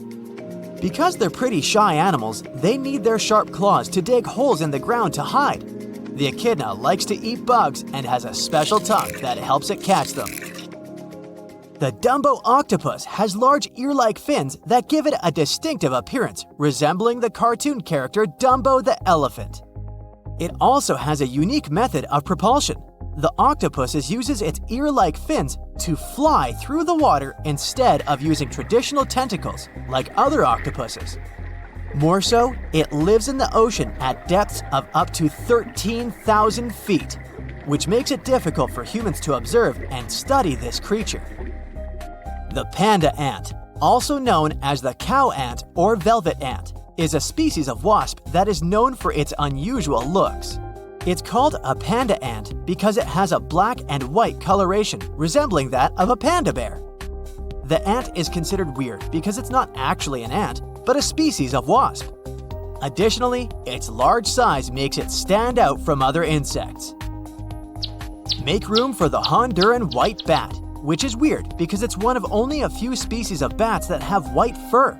It's also unusual because it has a unique mating behavior, with the males taking care of multiple females and aggressively defending them from other males. Additionally, it's one of the few bat species that feed primarily on pollen and nectar from flowers rather than insects. Another animal with a striking physique is the saiga antelope. It has a bulbous nose and large protruding eyes. This adaptation helps the animal filter out dust and regulate its body temperature in the harsh desert habitat. Sadly, the saiga antelope experiences a rapid population decline and is considered critically endangered, which is unusual for an antelope species. The mata-mata turtle is considered unusual, and not just because of its name. It has a flattened and elongated shell, a pointed snout, and bony protrusions on its head that resemble horns. Its skin is also covered in ridges and bumps, giving it a rough, dangerous-looking appearance. Its movements are slow and sluggish, and you'll often see it lying motionless for long periods of time, waiting for its prey to pass by. The okapi is truly one of a kind. That's because it's not closely related to any other known species of animals. It has a unique combination of physical characteristics, including a long neck and body, short legs, and striped markings on its backside, which makes it stand out from other animals. You can only find it in a small region of Central Africa, which only adds to its uniqueness and mystery. Ever heard of gobi jerboa? It's not a fantastic beast, though judging by the name, you may be tricked into thinking that. It has long hind legs for jumping, a tail for balance, and large ears for hearing. Its habitat is equally as special since the animal lives in the harsh regions of the Gobi Desert in Asia. You're driving around with your friend Annie in the wild Australian outback. The sun is scorching hot, but you see a mob of cute kangaroos hopping around. You stop the car and you get out to film them with your friends. You even go live to impress your friends and followers. Suddenly, one of the kangaroos leaps towards you at full velocity, ready to swing. Alright, let's freeze right here for a second before you or your friend get hurt. Kangaroos have extremely powerful legs and can jump around 30 feet in the air. Those strong legs can let them hop at speeds of up to 30 miles per hour, faster than any average human. So if you're thinking of outrunning a mob of angry kangaroos or a single kangaroo, then don't. They'll chase after you and knock you down before you even reach your top speed. Their tails are strong and sometimes act like a fifth limb when they're grazing in a field. Kangaroos generally eat grass like cows, but also feast on shrubs, moss, and even fungi. Their tails are essential for keeping balance. They can stand as tall as 6 feet, with their tail making up half of that. Back to you guys. The kangaroo is only a few feet away from you. The first thing you have to do is protect your body. Turn it sideways and extend your arm out. Make sure your head is out of reach. Their paws have very sharp claws, so you don't want them laying any jabs on you, especially your head. They kick with both feet, which means they rest their body on their tails and extend both legs to push kick their aggressors, aka Annie and you. Their feet are huge, which makes them even more dangerous. Well, time is still frozen, so you and Annie get into position and are ready for the kangaroo attack. And action! The kangaroo stands face to face with you like a boxer in a ring. It moves closer, but you're in the correct position to reduce damage from your end as much as you can. Even though you know how to defend yourself, facing off with a 6-foot kangaroo isn't the best idea. The best you can do is slowly back away without startling it. Don't turn your back on it, you might get a surprise attack. If backing up doesn't help, let it know it's won this battle. Don't return any eye contact if you can. Cower yourself. You might have missed some warning signs while observing them from afar. The kangaroos weren't stomping their feet because they were excited to see you. They were telling you not to come any closer. When one of them hopped over to you, it stood high on its legs and flexed its muscles to show dominance. The biggest fail of all is that you pulled over while they were grazing peacefully. They thought of you as a threat and went into defensive mode. The mob has several joeys, or baby kangaroos, sticking their heads out of their mother's pouches. Female kangaroos have a pouch on their belly made of a fold of skin to house the babies. When they're first born, they're only the size of a grape, but then blossom to the giants that they are. Only after 10 months, joeys are old enough to move out of mom's pouch and hop on their own. So, you and Annie survived that confrontation for now. But what happens when you're face to face with a 40-foot kangaroo? I'm just kidding, we're keeping it real here. It would be super difficult to face off with a grizzly bear. The first thing you would need to know about grizzlies is that they're very cute when they're berry picking, or just scratching their backs on tree bark. But their dark side is scarier than a kangaroo's. You're having a little picnic with Annie when suddenly a grizzly bear approaches after smelling some yummy food. Don't panic, we'll freeze time here to give you a chance to think about what to do. In general, the best way to survive a grizzly attack is to avoid it altogether. Grizzlies are wanderers, always looking for the best spots to find some food. Their sense of smell is impeccable, so its nose led the bear right to your picnic. The bear is very close to you. No need to panic. You should show the bear that you're just a visitor on its territory. Back away slowly while speaking in a low and calm tone. It needs to know that you're submitting to it, as it's the dominant creature in this encounter. There's a lot of tension when you're face to face with a bear, so don't turn your back and make a break for it. That will only let the bear chase you down, and you won't win in that race. They're faster than humans and can swim and climb trees, so unless you sprout some wings and fly away, do not try to outrun a grizzly bear. Next, you should avoid eye contact. Just like the cute and cuddly kangaroos, bears take it very seriously and watch your every move. They also consider direct eye contact as a sign of aggression, as if you want to challenge them. Grizzlies also like to play a game of chicken. They wait to see your moves and can even fake a charge to see how you're going to react. Either way, you have to stand your ground. If the bear lowers its head and protrudes its neck towards you, then it knows that it wants to charge right at you. Since we froze time for now, we can't know for sure what its next move is going to be. Let's jump back into action to see what it'll do, because you'll have to plan your next move depending on the bear's move. And action! The grizzly bear isn't showing any signs of aggression so far. It's just curious about the setting. Remember your training, no eye contact. Okay, the bear is showing some signs of aggression now, which means it could potentially attack you. Stand your ground, it's getting closer. The best thing to do in this scenario is to completely submit to it by laying face down on the ground, covering your head with your arms. Don't move. The bear might understand that you're submitting to it and walk away. Sometimes bears will stick around for a while before leaving you alone. Luckily, this bear only wanted the food from the picnic, so it grabs the sandwiches and runs away. You guys were lucky this time, but if the bear did attack you, you'd have to fight it off as much as you can. You can use any objects nearby to help you. It's best to aim for the most sensitive spots, like the bear's eyes and nose, with all your strength. What makes cougars stand out from other predators is that they're excellent stalkers.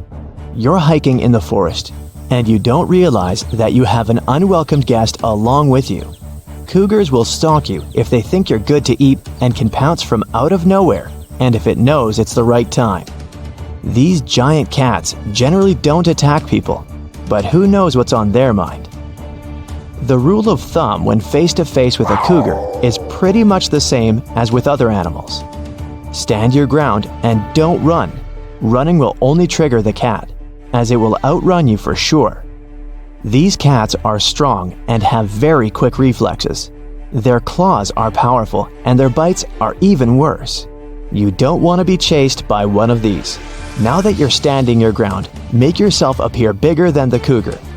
That's right, raise your arms and puff out your chest. Always keep eye contact to try to assert dominance.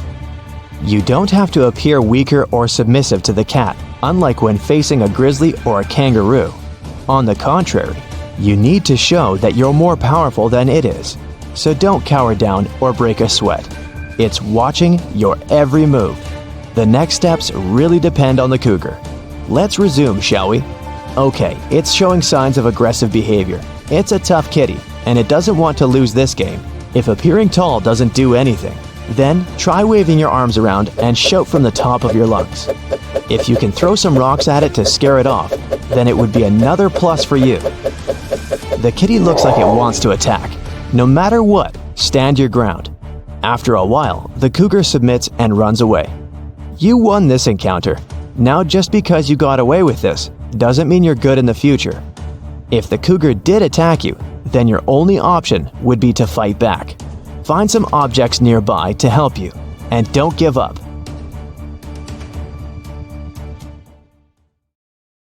Australia used to have its own giants. Those were huge animals that could have dwarfed anything living on this continent these days. Scientists found the remains of many of those ancient creatures in the Narracuta Caves in South Australia, 4 hours away from Adelaide. It's a lovely region, but it can be treacherous. Watch out for holes the ground is pocked with. Known as pitfall traps, many of them are no wider than a coffee table. They're deep and plunge into the darkest of caverns. One of such caverns is called Victoria Fossil Cave, and it's a treasury that's been hiding the bones of around 45,000 animals for centuries. Some of the oldest bones belong to creatures far more terrifying than any animal you can encounter today. Those were the ancient Australian megafauna, huge beasts that roamed the continent during the Pleistocene epoch. During those, there were giant snakes, huge flightless birds, wombat-like creatures the size of a rhinoceros, and many others. One of the largest examples of the Australian megafauna scientists have discovered so far is the Diprotodon. That giant herbivorous creature was 10 feet long and 6.5 feet tall, and weighed more than 6,000 pounds, about as much as a small Asian elephant. Even though this terrifying beast didn't eat meat, it could have smashed other animals with its sheer weight. Scientists have found the remains of hundreds of such creatures all over Australia, so it's safe to say that no other animal from that time or in that location was larger than this giant. Despite its creepy appearance, the Diprotodon was a relative to the modern-day wombat, and those are known to sometimes pounce humans. The Diprotodon had toes that pointed inward and were well suited for digging burrows. On the other hand, Diprotodon was a giant, and it was unlikely that it used to do so. It was likely a trait it had inherited from its smaller burrowing ancestors, or it could have used its claws to search for roots. This theory is supported by the fact that the animal's pouch was facing backward. It prevented any dirt from collecting inside while the creature was digging. Since this animal was so big, it didn't have to worry much about predators. Up until 60,000 years ago, when the first humans appeared on the continent, full-grown Diprotodons only had to look out for creatures like the quincana. Measuring in at a whopping 20 feet long, the quincana was a land crocodile. It lived in Australia from around 20 million to 40,000 years ago. It disappeared along with most other mega creatures of the last ice age. It's thought to be the result of the first humans coming to the continent. Even though the quincana was extremely fast and dangerous, it was possible that this creature got out-competed by human hunters who took all available prey. Unlike modern crocodiles that are mainly aquatic, that mighty beast was a land dweller. Scientists figured it out by studying the quincana's legs.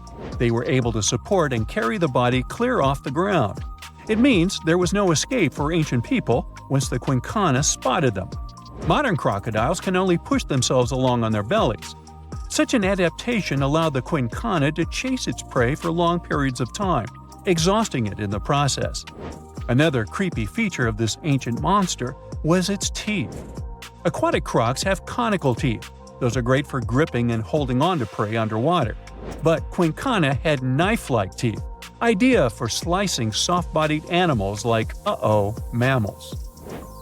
Another Australian monster, Thylacoleo, wasn't all that large, but it didn't make it any less terrifying. It was still among the top predators and the biggest carnivorous animals in Australia. This creature was a true oddity of nature, even by prehistoric standards. First, its teeth resembled not those of a regular predator, but those of a rodent. Its front incisors were enlarged, taking the place of canines. Premolars were also shaped like blades. They were used for cutting flesh and bone. At first, scientists thought that Thylacoleo used those teeth to eat nuts and fruits. But later, a study showed that the use of such teeth was better suited on necks and spines. The jaws of this ancient creature were immensely powerful. A 220-pound Thylacoleo had a bite force similar to that of a present-day 550-pound lion. It means that the animal could easily bring down prey much larger than itself. Then there was Thylacoleo's tail. It had strong muscles which provided the animal with the ability to use the tail as support when tackling large prey. The Thylacoleo had retractable claws, and this feature is very uncommon among marsupials. It allowed the animal to keep its razor-sharp hooks from getting blunt and could help it get a better grip on its prey. Scientists are quite sure that, like today's leopards, the Thylacoleo could climb trees and jump on other animals from above. It was done so fast and stealthily, they never knew what hit them. The creature's rear feet support this theory. The first toe there was reduced, but the foot had a rough pad like what modern-day possums have. It allowed them to have a better grip while climbing. Right after scientists found the first skull of the Meliolania, this animal was classified as a lizard. That's why its name translates to small groomer. But after they discovered more complete fossils, it turned out that the Meliolania was a giant turtle. But that's not all. It was one of the largest land turtles to ever have existed. The main reason researchers initially believed the creature to be a lizard was the fact that its skull was adorned with a series of spikes. It's something the modern-day horned lizard can boast. But even after discovering the true nature of the Meliolania, scientists still don't know how to properly catalog it. It might have been a creature that folded its neck under its spine, or it could have folded it to the side. Beside those defensive mechanisms on its head, the Meliolania was also equipped with a spiked tail, which was probably used to prevent predators from attacking the animal from behind. Most species of the Meliolania disappeared around 2,000 to 3,000 years ago because of humans who hunted them to extinction in both Australia and on the surrounding islands. It took around 2 centuries for these turtles to go extinct in that region of the globe. The Megalania was a giant Australian lizard that existed at the end of the Pleistocene epoch. It looked like a Komodo dragon and the Australian monitor lizard, which are both believed to be Megalania's closest living relatives. Fossils tell us that the ancient animal was anywhere from 15 to 26 feet in length. Ow! The youngest fossil remains of this ancient Australian monitor lizard date back to about 50,000 years ago. The first indigenous settlers must have encountered Megalania, which led to the lizard's extinction. Originally, scientists thought that the Megalania was the only member of the genus Megalania, but these days it belongs to the genus Venomous, which means that the prehistoric creature is closely related to other Australian monitor lizards. Our next giant creature on our list was once dubbed an ostrich on steroids. I mean, look at it. It was the last of the thunderbirds to go extinct in Australia. The Genyornis lived on the continent at the same time as early humans. They might have coexisted for 15,000 years or so before the huge bird eventually disappeared. This theory has some proof. The bird's fossils found along with human artifacts. Some cave paintings also depict flightless birds similar to the Genyornis in size and shape. Although it wasn't the largest bird in Australia, the goose-like creature was still as tall as a grown-up man and weighed around 550 pounds. Even a modern-day ostrich can be dangerous if it feels threatened. Imagine meeting its giant prehistoric relative. Scientists are still arguing about its diet. Many believe the creature was an herbivore, but there's still a chance that the Genyornis was a partial scavenger. Its small, stubby wings and powerful hoof-like legs hint that the bird could have been a plant eater. But its huge beak and exceptionally deep lower jaw evoke suspicion. Such features are highly unusual in birds. Every species on Earth, you, me, and that nasty neighbor of yours, is destined to go extinct someday. Just like what happened to the woolly mammoths and saber-toothed tigers. Stats aren't bright. Scientists say that 99% of all animals that ever lived are now extinct. Hey, what's that look on your face? Going extinct is not the end of the story. Now listen up. Mammoths might make the greatest comeback ever and even be the key to saving humanity. Nope, they won't give away free money so that we don't have to work anymore, but they can sorta help the weather situation on our planet. In the Arctic tundra, there's this ground called permafrost. It's like soil in the form of ice. Soil turns permafrost when it stays super cold for 2 years straight. But now, permafrost is actively thawing out, and it's bad news for, well, everyone. Because while thawing, it releases a lot of carbon into the air. But what if we had large animals like mammoths there today? They would churn up the soil. The ground would freeze more deeply in winter. And then, in summer, a layer of grass would help keep the ground cool and prevent the permafrost from melting. Some scientists think that's a great solution. So now there's a company in the US that's trying to bring mammoths back to life.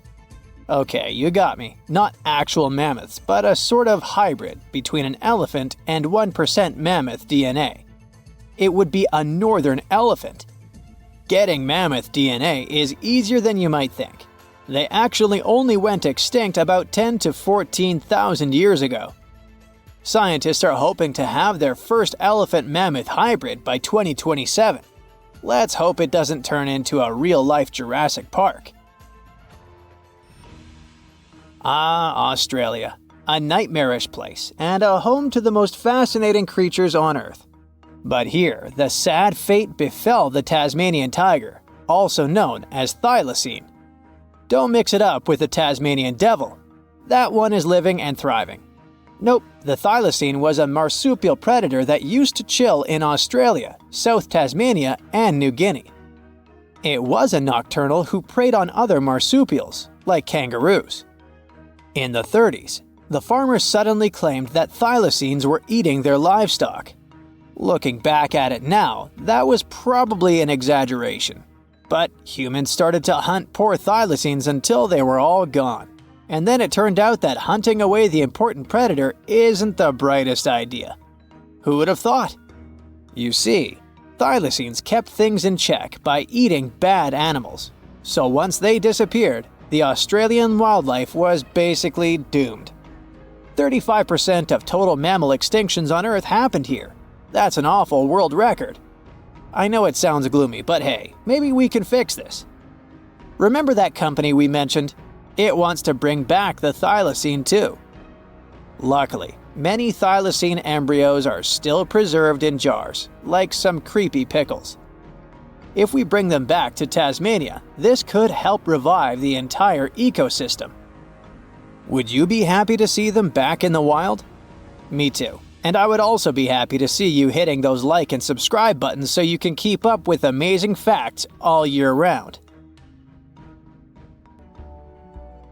We also have some huge dreams about tiny creatures.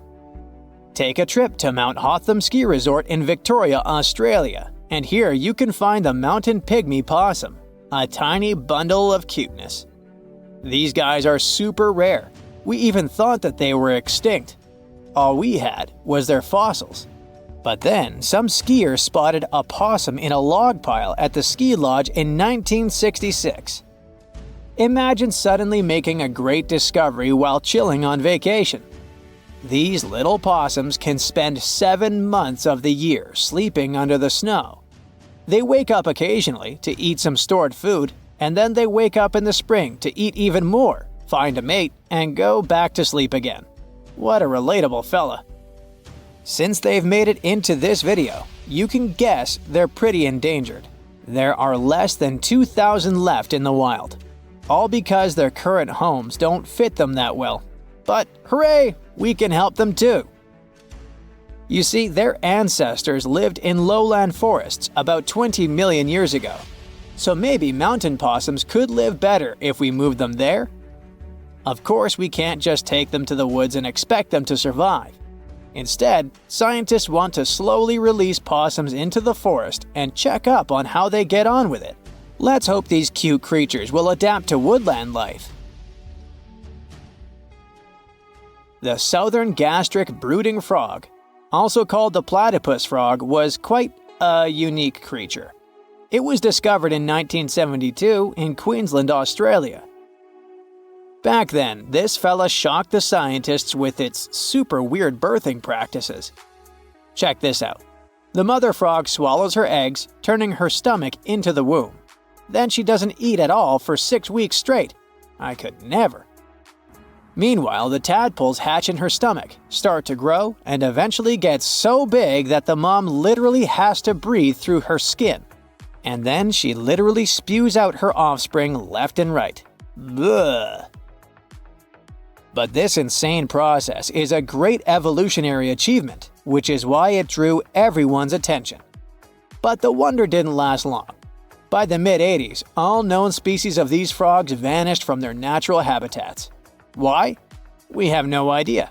There are many theories, but almost no evidence to back them up. In any case, over the years, these guys officially became extinct. But it all changed in 2013. Scientists started a groundbreaking project named the Lazarus Project. Now they want to resurrect these frogs to learn cool cloning techniques from them. Are you guys ready to copy their genetic preservation method? Yeah, me neither. But let's dive deeper. Literally go in the water. Meet the coelacanth. This creature lived in the oceans back when the dinosaurs roamed our planet, and didn't even notice the asteroids. These guys are the Methuselahs of the sea.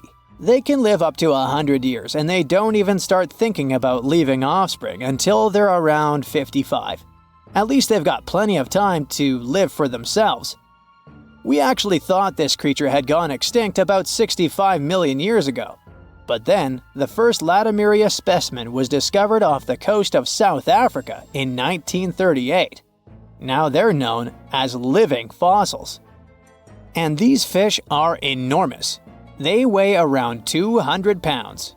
They're also super stylish, with those lobe-fished paddles that make them look like disco balls.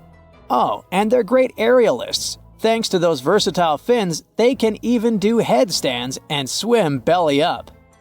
The coelacanth is also a bit of a homebody. It's not very energetic and likes to live in underwater caves during the day, only coming out at night to snack on smaller fish and squid. Another animal who's literally me.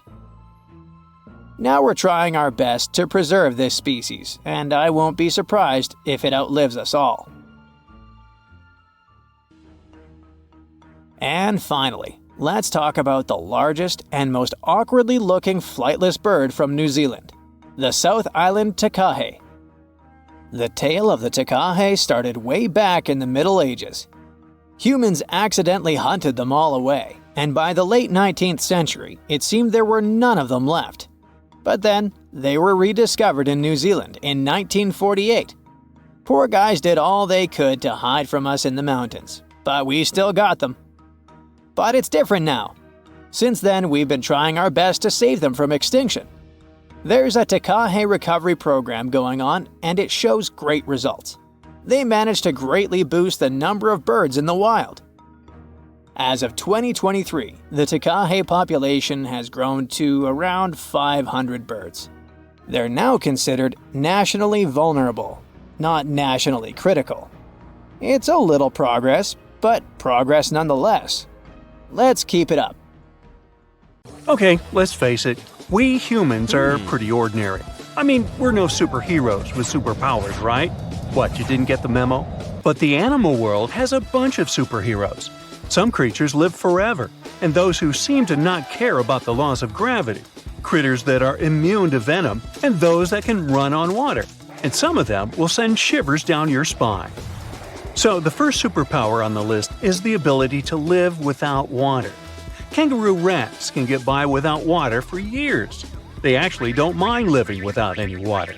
Humans, on the other hand, can only survive 3 days without water. Humans 0, kangaroo rats 1. These little buddies live in extremely arid desert areas and have to get water from the seeds and plants they eat. And although it may sound a bit disturbing, kangaroo rats also know how to extract water from their urine before they set off on a bathroom trip. This way, they don't waste a single drop of precious moisture. Well, that would come in handy at sporting events. Now let me introduce you to the Peter Parker of the animal world. Yep, seems like Spider-Man is real, but not human. Meet a gecko lizard, or simply gecko. This critter has a marvelous ability to climb up all kinds of vertical surfaces and can even go for a walk on the ceiling. This gravity-defying feat is possible thanks to the lizard's unique foot pads covered with tiny hairs. They can cling to almost any kind of surface, no matter whether it's smooth, hard, rough, or soft. One more fun fact about these guys is that they lack eyelids, so they always keep an eye wide open for what's going on around them. If you wonder how they keep their eyes protected, here's the answer. Their eyes are covered with a transparent membrane, the cornea. Sure thing, they can't close their eyes, and if they have something in their eye, they simply lick it off. Right, they clean their eyeballs by licking them. I guess that's another superpower. Any supersonic superpowers here? Sure. A 1-inch long subtropical shrimp disorients its prey with a sonic boom. Despite its modest size, the pistol shrimp is one of the loudest marine animals. When the shrimp snaps its claws, it creates a sound as loud as a sonic boom. Naturally, this sound stuns the prey, and the shrimp can catch it without too much effort. Now, in the comic world, there's venom. In the animal world, there's a guy that can be called anti-venom.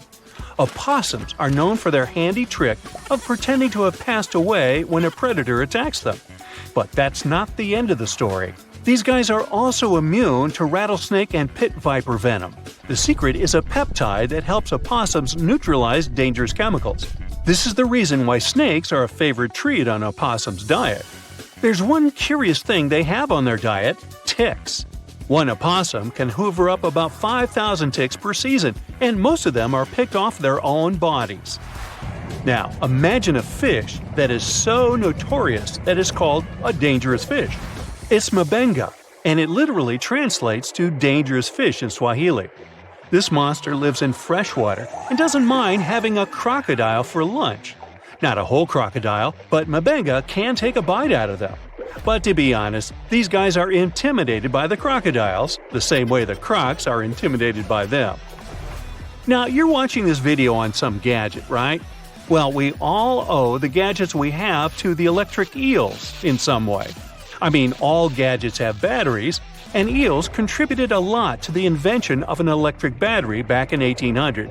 I know, the batteries have unrecognizably changed since then, but still, the first electric battery ever was invented thanks to electric eels. Anyway, if you see one of them and want to thank them for their magnificent invention, don't do that. Thing is, they can deliver shocks up to 860 volts. You don't want to experience that. Now let's talk about the Count Dracula of the animal kingdom. Nope, I'm not talking about bats. I'm talking about the fanged vampire fish. These fish are known as payara and have 2 long fangs protruding from their lower jaw. Here's why some people associate them with vampires. Hippos are the beauty gurus, since they know how to save a fortune on skincare. Living under the harsh African sun, these animals secrete a sweat-like red oily substance that evaporates and keeps the animals' bodies cool. Besides, the fluid works as a moisturizer, sunscreen, and antibiotic all in one. But they're not the only ones with such a superpower. Mantis shrimp know how to produce natural sunscreen too, but they use it for eye protection. It's all about amino acid pigments, and these pigments act as special filters that contribute to their sharp vision too. That's what I call multitasking. Meerkats have dark patches around their eyes which makes them look even cuter. But these black circles aren't there just to make these buddies more adorable. They also function as built-in sunglasses. The dark fur on the patches blocks the blazing sun, and as a result, meerkats can gaze directly at the sky. On top of that, the sentry, a meerkat that watches out for birds and other predators, can easily see danger coming and alert its mates. Wild goats are famous for their climbing skills, but the alpine ibex from northern Italy is the champion. This critter can climb nearly any vertical surface, defying several physical laws in the process. Interestingly, the animals that do walk on the steepest cliff walls are typically mother goats with their little ones. Large males prefer to keep their distance and use flat horizontal surfaces. Smart guys. Some animals protect themselves with venom or nasty bites, while others use chemical tricks for protection. Listen to this. Some species of millipedes produce hydrogen cyanide and exude it when they feel threatened. Hydrogen cyanide is odorless but highly toxic. One little millipede can't seriously hurt you, but you may have burns or even blisters if your skin is sensitive. Plus, to make the picture even scarier, some millipedes glow in the dark. So watch out, and if you see a crawling spot of light at night, run away as fast as you can. When the bombardier beetle feels threatened, it sprays scorching liquid from the tip of its abdomen with a loud popping sound. As soon as the beetle senses danger, a chemical reaction starts in special reservoirs in its abdomen. The heat from this process nearly reaches the boiling point and also produces special gas that triggers the ejection. This super protection is usually fatal for the attacking insects. I guess so. Plumed basilisk lizards have an uncanny ability to run on water.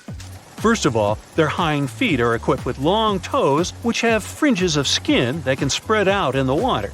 As a result, a bigger surface of the lizard's foot comes into contact with water. Then, when it runs on water, it pumps its legs incredibly fast. This creates little pockets of air that prevent the animal from drowning by keeping it on the surface. Now, fleas can be annoying, but it doesn't make them any less amazing. These tiny critters can leap about 50 times their body length. If people could do the same, we would be jumping about a quarter of a mile into the air. Well, let's try it. The most curious thing about fleas' astonishing ability is that they take most of the power for leaps from their toes, not knees. So, what's your favorite animal superpower? I vote for the kangaroo rat. I don't like standing in lines for the bathroom.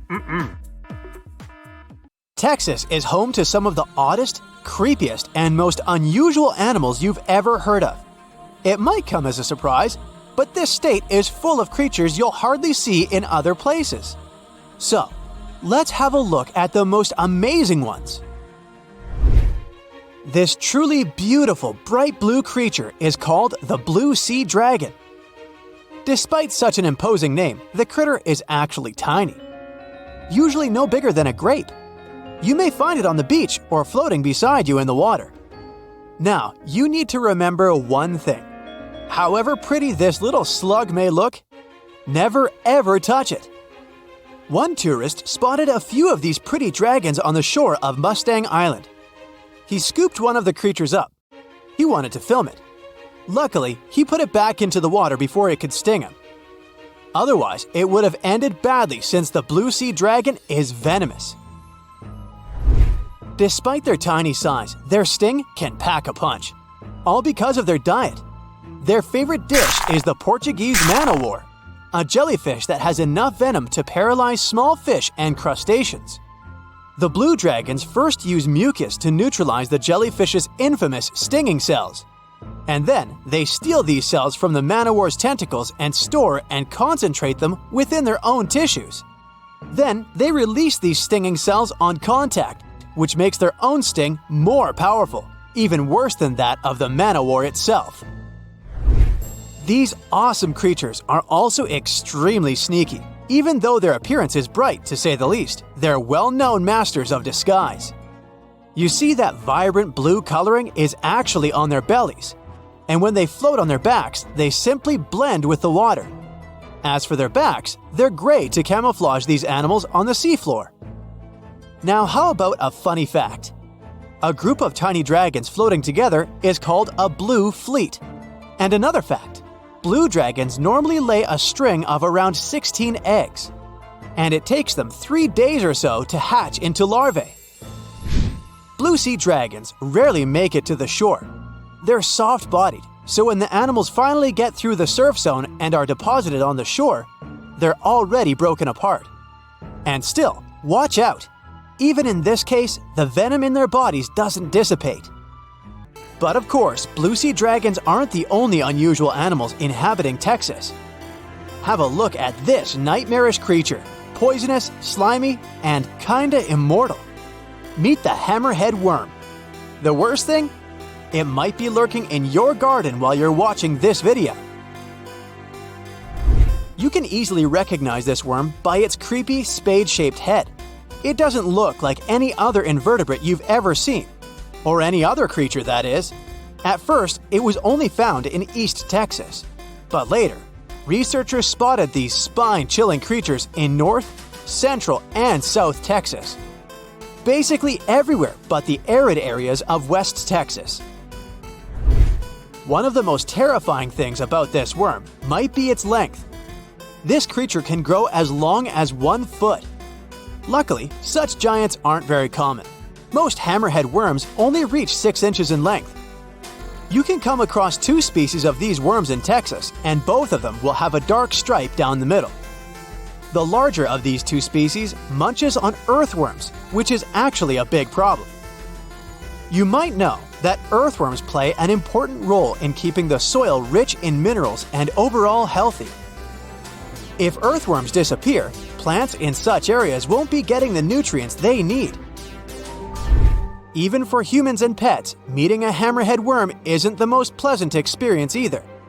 Hammerheads are the only terrestrial invertebrates that secrete a very dangerous neurotoxin, the same as pufferfish produce. Thanks to the sheer size of the human body, touching a hammerhead worm won't hurt you too much, but it may still cause your hand to start tingling or even go numb. It's much more dangerous for pets. There have been cases when dogs ate hammerheads, which left them feeling sick for the whole day. Interestingly, these worms are native to Southeast Asia. But they must have mastered the art of hitchhiking, since in the early 1900s they were already found in the US. Keep in mind that if you want to get rid of a hammerhead worm, which is the best course of action, the worst thing you can do is chop it with a shovel. The thing is, flatworms reproduce by ripping themselves in half, so by cutting it, you actually help the populations of the worms, turning 1 into 2. That's the reason why hammerheads are sometimes described as immortal, which is a bit of a stretch since these creatures can't survive in vinegar or salt. Now, even though you're safe from the hammerhead worm in West Texas, it doesn't mean you can't come across another dangerous animal, such as the land lobster from hell. These creatures are also known as vinegaroons, and they're not real crustaceans, they're arachnids. Huh? Who would have guessed? Anyway, these 8-legged critters have a really nasty bite, but it's not the worst thing about them. Land lobsters? Brace yourself. Spray vinegar-like 85% acid from their tails. Mostly they do it to protect themselves, but it still sounds like an unfriendly thing to do, right? A land lobster can also pinch a finger that's gotten too close with its heavy mouth parts. At the base of their abdomens, vinegaroons have long whip-like tails. That's why these arachnids are often called whip scorpions, even though they're neither related to scorpions nor have stingers. Summer rains lure these arachnids out of their burrows in search of food and love. Luckily, experts claim that land lobsters aren't poisonous to humans, but they're very likely to leave a mark with their large pinchers, which they use to capture insects. Vinegaroons can be considered useful since they eat millipedes, crickets, scorpions, and cockroaches. They hunt by sensing the vibrations of their prey with those long front legs of theirs. Since land lobsters prefer to come out after dark, you aren't likely to see one in the daylight. But if you stumble upon one, check it out. If it's a female, it may be carrying her hatchlings on her back. Now, imagine it's the middle of spring and you're walking among blooming flowers and greenery. Suddenly, you spot something extremely bizarre on the ground. The animal looks cute, fluffy, and soft-looking. The desire to touch it is irresistible. Watch out! The sting of the hairy caterpillar can pack a serious punch. This one is called the pus moth caterpillar, or asp. There are several stinging caterpillar species in Texas: the buck moth caterpillar, spiny oak slug caterpillar, saddleback caterpillar, and eel moth caterpillar. And touching any of them can lead to unpleasant consequences. If you had touched that pretty hairy thing in the park, you'd most likely start feeling a burning sensation and develop an itchy rash. In the worst case scenario, you'd even have to go to the emergency room. The main problem is that people react very differently to caterpillar toxins. Some may develop more severe reactions than others. Plus, how bad the consequences are also depends on the thickness of the skin in the affected area. In most cases, the unpleasant sensation and rash go away in a few hours or sometimes days. On the bright side, such caterpillars later turn into moths and butterflies that help pollinate flowers and trees. Getting rid of these critters means doing a massive disservice to the area where you live. Specialists are sure that coming across a stinging caterpillar won't lead to anything bad if you keep in mind the rule of thumb. If a caterpillar looks fuzzy, don't touch it.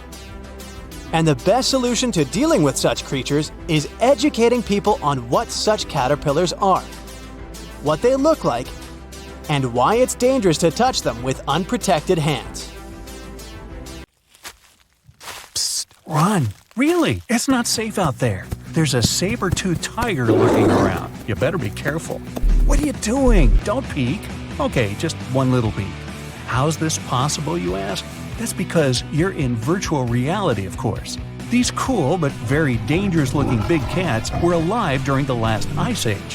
What if they decided to show up at your doorstep out of nowhere? Knock knock, a saber-toothed tiger is waiting for you to buy its cookies. Meanwhile, the coelacanth, this massive-looking fish, comes from a lineage that's been around for over 300 million years. We thought they didn't exist anymore until 1938, that is, when a live coelacanth was found again. Since then, they've been roaming the waters of the east coast of Africa and the waters of Sulawesi, Indonesia. Man, I wouldn't want to go for a swim and meet one of these fellas face to face. Their jaw has an intercranial joint, which means their mouth opens up by a lot. This is so they can eat large prey, like me. Not good. They're huge, too. Imagine a fish that's as long as you're tall and weighing as much as an average human. The takahe, a flightless bird, was thought to be gone in the year 1898. They're very cute, small and multicolored, usually not taller than your knee. But picture this. You're out for a hike in the Murchison Mountains. Looking around, you spot the bird you thought was extinct. But there they are, as happy as ever, surviving and chilling. Whole colonies of takahes was indeed found just 50 years after they were pronounced extinct. Good job, tiny little birds. A singing dog. Ever heard of those? Riley does sing sometimes when he's bored or hungry, but these are real performers. New Guinea singing dogs. They've been only recently discovered again in the wild for the first time in 50 years. Still, they were never completely extinct to begin with. New Guineans made sure they were safe next to them. But in the wild, very rare and hard to catch a sight of. Look, there goes one. The New Guinea singing dogs are called so because of their famous high-pitched singing. They sometimes sing together too. A dog choir of sorts, where they all howl together. I bet they sing better than I do in the shower. Not going far from this area, we have bats, but these ones are sort of different. You see, their ears are enormous. I guess that's why they're called the New Guinea big-eared bats. Clever. The species was found again when one of them was accidentally caught in a bat trap. Until then, I guess they were playing hide-and-seek with us, because up till 1890, they had been thought to be gone. They're still not out of the danger zone because of habitat loss. Imagine you discover a fossil of a species you thought had been extinct for a long time, Yet 2 years later, a whole living group of said species is found. Well, this is exactly what happened in 1977 with the Majorcan midwife toad. It's sort of brownish in color with darker brown that makes up its skin spots. Other than that, it's just a small toad with googly eyes. The group of live toads was found close to where the fossil was, on the island of Majorca. There aren't many of them left, about 500 in fact, and as of right now, they're declared vulnerable by the International Union for Conservation of Nature.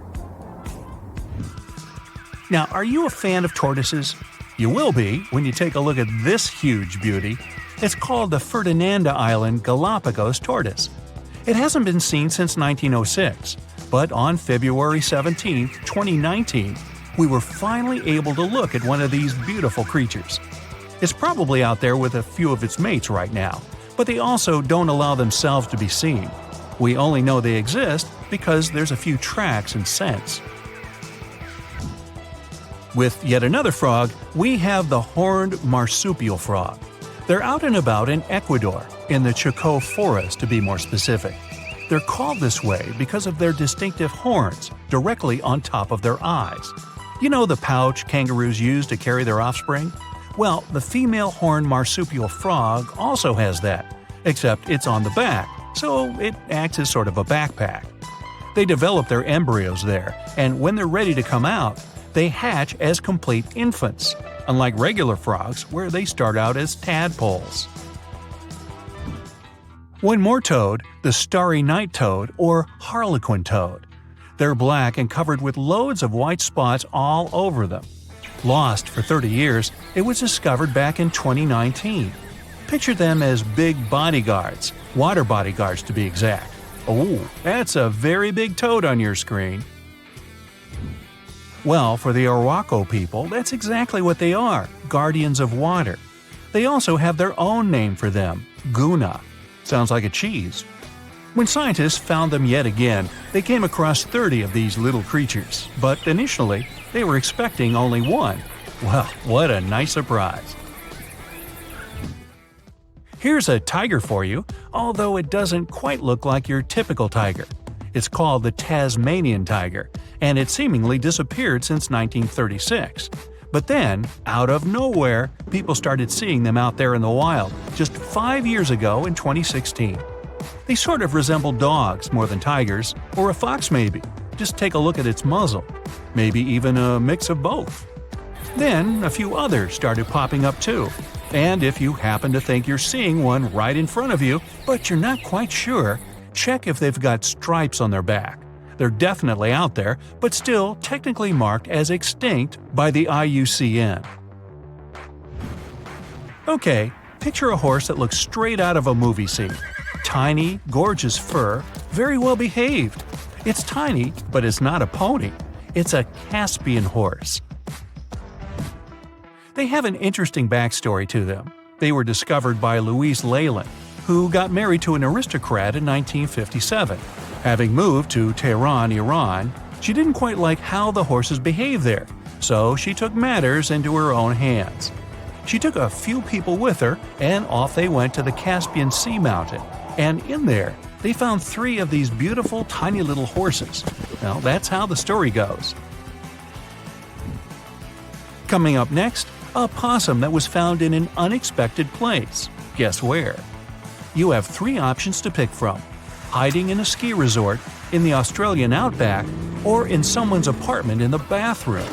Which one do you choose? You have 3 seconds. The right answer is a ski resort. Yes, this possum is called the mountain pygmy possum, and it's originating from Australia. So far, there are 3 different living populations of this tiny possum, but it was believed to be extinct until just 1966. There are fewer than 100 of them, so the IUCN has marked them as critically endangered. Also from Australia is the night parrot, an absolute delight to birdwatchers. Very beautiful, yet mysterious. These little fellas live in very remote areas. You can probably count on the fingers of your hand how many times these birds have been seen since they were found again in 1979. That's how rare they are. Have you ever seen a pygmy tarsier? Neither have I. It was only in 2008 that 3 of them were caught. Scientists don't really want to lose track of their movements again, so what they did was gift them with tiny little collars. This way they can live their life as happy as ever and will know they're safe.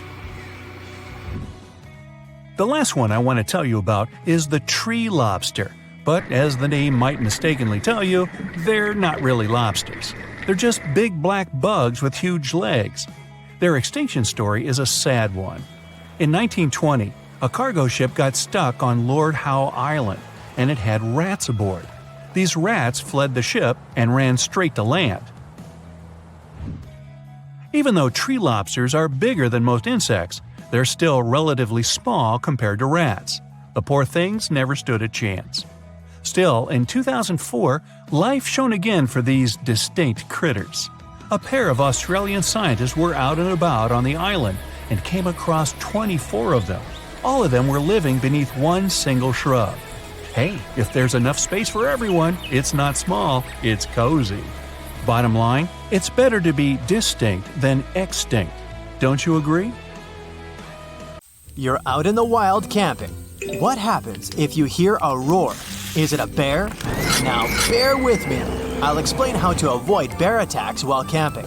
Then I'll move on to some tips about protecting yourself from wild animals. Let's start with a case study. Leah Davis Locan was a 65-year-old woman who was camping near the small town of Ovando in 2021. The town borders a large forest that has around 1,000 grizzly bears living in it. Anyway, she set up her tent behind a nearby museum building. There was a couple close to her tent. They were also camping. Later in the night, a bear came close to their tents. Locan heard the bear sniffing her head. Imagine waking up in your tent and hearing a bear huffing at you. Luckily, the couple came to help and they were able to scare the bear away. Locan had snacks in her tent, which might have been the reason why the bear approached her. She took the food and stacked it in the museum building. She returned to her tent, put a bear spray can at her side, and got back to sleep. Around 4 a.m., the couple was woken up by some noises. They saw the bear near Locan's tent again. They made the animal go away, but it was already too late when the paramedics arrived. Why did the bear come back? What went wrong this time? Firstly, Locan indeed hid the snacks in the museum building. Yet, she forgot to get rid of the food bags left on her bike, which was about 10 feet away from her tent. Secondly, she kept 2 bags in her tent which she had previously put dried blueberries. Naturally, the bags still smelled like berries. The bear returned to the camping area again and found Locan's tent. Officials said that probably a move Locan made unintentionally while she was sleeping triggered the animal to act. The reason wasn't clear. Wildlife officials added that if a grizzly bear came close to a tent, campers should stay elsewhere and not return to the tent for the night. So, Locan's fatal mistake was to return to the tent for the second time. The bear was put to sleep after this event when it was caught in a nearby henhouse.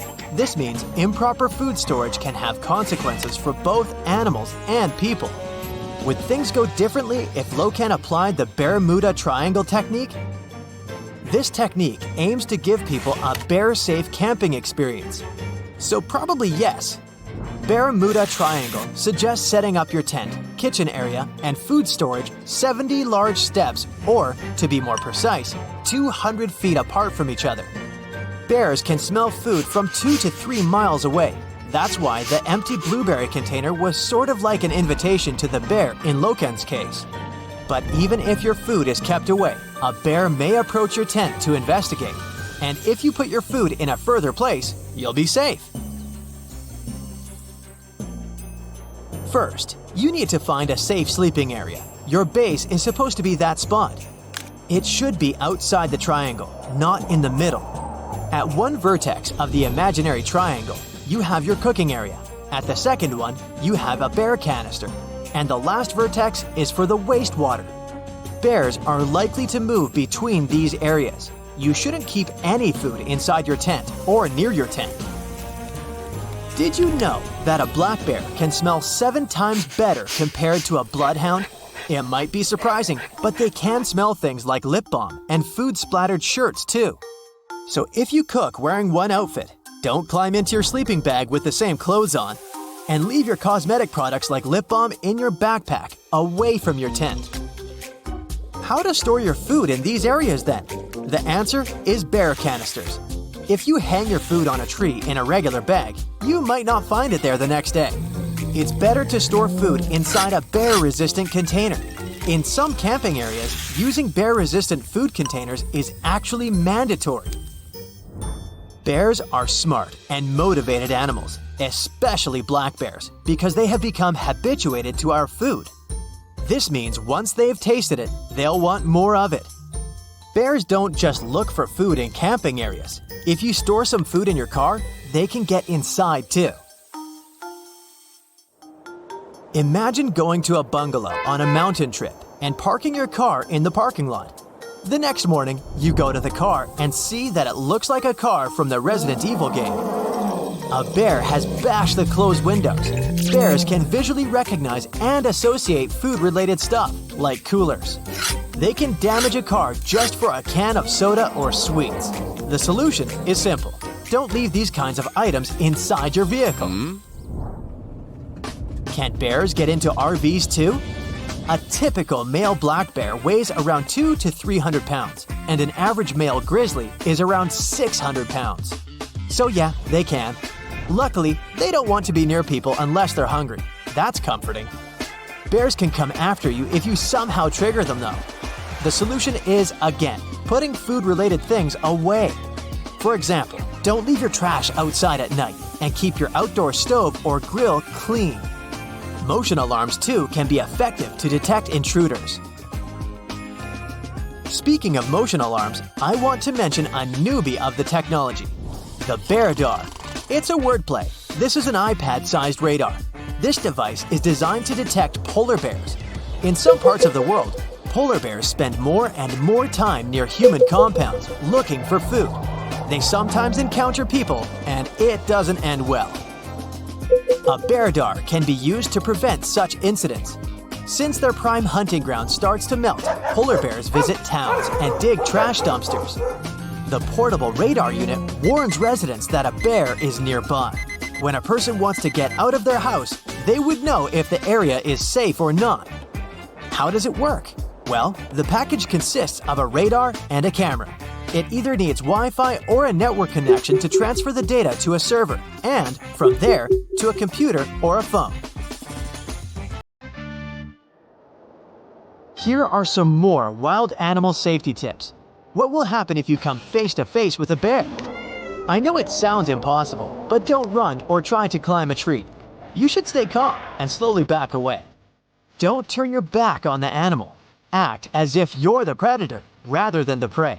Some sources say that if a bear makes contact with you, lie on the ground and play possum. Cover your neck with your hands and your face with your elbows. In that position, you'd think that an eternity has passed. But stay like that for some more time, as the bear might try to sniff you. If you get up too early, the bear can get interested in you again. If things go south and it tries to bite you, reply with all you've got. The basic principle is to give animals some space to leave. If you see a snake, move back. If it's a moose, again, give it some space. The moose warns you to leave them alone by tossing their head or smacking their lips. If it comes after you, then run. Try to put a tree between yourself and the animal while running. Squirrels might look cute, making you want to feed them. But don't forget, they're still wild animals. Plus, it's their territory. For the same reason, you shouldn't walk along the trail at night. You can't know for sure what to expect. Follow these rules and enjoy your time and beautiful scenery. Lions, elephants, and bears. Oh my! 3 of the most beautiful yet intimidating members of the animal kingdom. But what intimidates these creatures, if anything? You might be surprised. Let's take a look. How about we start with the universally recognized king of the jungle, the lion. We'll get to the elephants in a moment, but there's actually one in the room. You know, the one that claims that a certain jungle cat is afraid of the most vital substance known to man?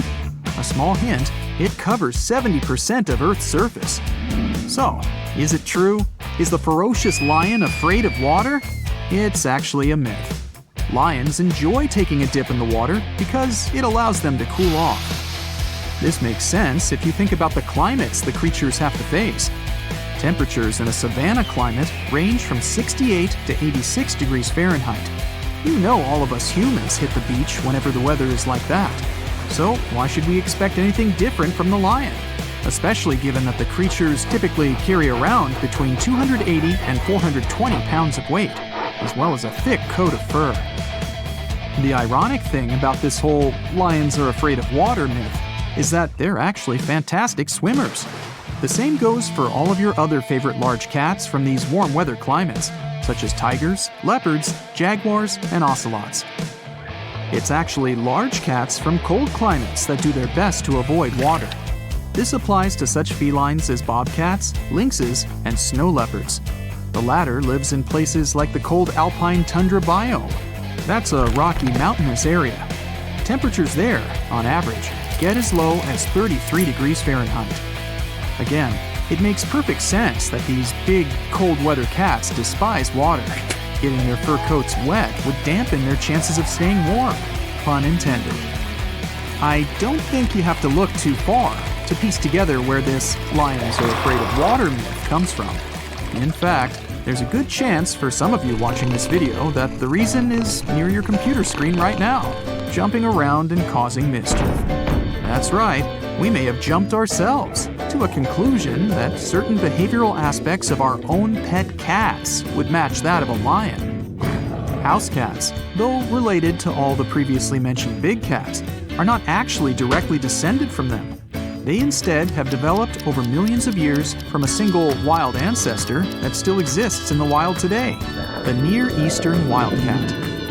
As water is not plentiful in the Middle East, these cats were not exposed to it to any great degree. Like their descendants, they only appreciate it as a food source. As you likely see with your pet, they hardly bathe, swim, or interact with water in general. Lucky for them, they don't even need to. These domestic felines use their tongues to clean themselves. They can do this because their tongues have tiny hook-shaped papillae. They assist cats in grooming out knots and keeping the coat clean, sweet-smelling, and in overall immaculate shape. Cats, in general, are individualistic creatures. And you may be screaming at your screen right now proclaiming that your cat, in fact, loves water. And this is definitely possible. Some cats even like to play with water. For example, drips from the tap or bubbles in the bath. There are specific breeds of house cats that are known to enjoy the aqua life more than others. The Turkish Van, for example, which is also appropriately known as the swimming cat. It's believed that the breed developed an affinity for water by swimming in Lake Van to cool down. This lake is in the area the animals evolved from. Moving on to a problem a cat definitely doesn't have to deal with. Have you ever heard of musophobia, also known as suriphobia? Both words are valid names for a fear of mice and rats. There is a common belief that one particular animal that has this fear is the beautiful elephant. That's right, the same animal that, depending on the species, stands at the height of roughly 10 feet and weighs about 9,000 pounds. It's supposedly afraid of a creature that is a mere 4 inches in length and weighs less than 1 pound. But why did this belief appear? Well, the reasoning for this rumor is based on the possibility that elephants are paranoid about mice climbing inside their trunks. If a mouse succeeded in doing this, there would be a potential that it could cause irritation and blockage within the trunk. Now, I'm not trying to be the guy who spoils parties, but it looks like this belief is also a myth. Researchers claim that there's no concrete evidence that suggests elephants are afraid of mice. The most they'll concede is that the giant animal may sometimes take fright by the sudden appearance of the tiny rodent, which is the exact same for ourselves. Experts also claim that even if a mouse did get inside an elephant's trunk, the latter could effortlessly blow it back out with a puff of air. There's also some evidence that, in most cases, the animal remains unbothered by rodents and even allows mice to climb on their heads and trunks. Researchers are sure that as long as an elephant is healthy, there's no other animal that it fears simply because of its size. So, lions aren't afraid of water, elephants don't seem to be afraid of mice. Then, are any of these animal fear rumors real? We're probably going to be left just as disappointed by asking if a bear has any legit fear, right? Well, ladies and gentlemen, please give a round of applause for none other than people's best friend. That's right, bears do feel quite uncomfortable whenever they are around dogs. And all this despite a very distant genetic link to them. When the two creatures encounter each other, the dog has the ability to chase, intimidate, corner, or antagonize the bear. As for the powerful animal, it will instead try to avoid any run-ins with the dog. There's even a type of Finnish dog breed known as the Karelian bear dog. This dog species is specifically used for standing up to large animals, such as bears. This dog has a great sense of direction, body flexibility and control, courage, sense of smell, and persistence. So, does this mean you can walk with your dog through an area known to have bears and feel absolutely calm and confident because of the presence of your loyal companion? Not really. Despite the fact that bears may be nervous around dogs, we can't forget their size and power. The American black bear can reach a height of nearly 7 feet and weigh up to 660 pounds. If a mother bear has nowhere to run or feels that her cubs might be in danger, it's extremely possible that she will lash out, which can only mean big trouble for you or your dog. So, nobody should ever test this theory. Instead, if you're ever planning to visit an unknown area with your dog, you should first plan ahead and familiarize yourself with the wildlife you may encounter there. Because you never know what a bear will do when it notices you and your pooch, especially given their mild case of cynophobia, which is the name given to a fear of dogs. At least we were able to find one genuine fear of another animal out of these 3 tough members of the animal kingdom. Weird that a dog, something that gives so many of us such joy and comfort in our own homes, is still the creature that's brave enough to take on a bear if need be. Well, not all heroes wear capes. Some just wear fur and a dog collar. Why don't we take a look at what frightens these great companions of ours? Ever wondered why your own dog becomes uncomfortable when it hears loud noises? The degree of fear differs in each dog, but it's the simple unpredictability of thunder and flashing lightning, or loud bangs that accompany firework displays that causes your dog uneasiness. The inability to understand what's causing this deafening noise may cause your dog to tremble, tuck its tail between its legs, or even run away from home. Another thing that can really frighten our loyal pets is when we leave them all alone by themselves. This can, unfortunately, lead to being a nightmare for your next-door neighbors, because a common symptom of this fear is excessive barking. This fear may also cause problems closer to home. Ever asked yourself why your dog chewed up your sofa? Housebreaking accidents are typical when a dog has separation anxiety. You can't stay mad at your dog for long though, right?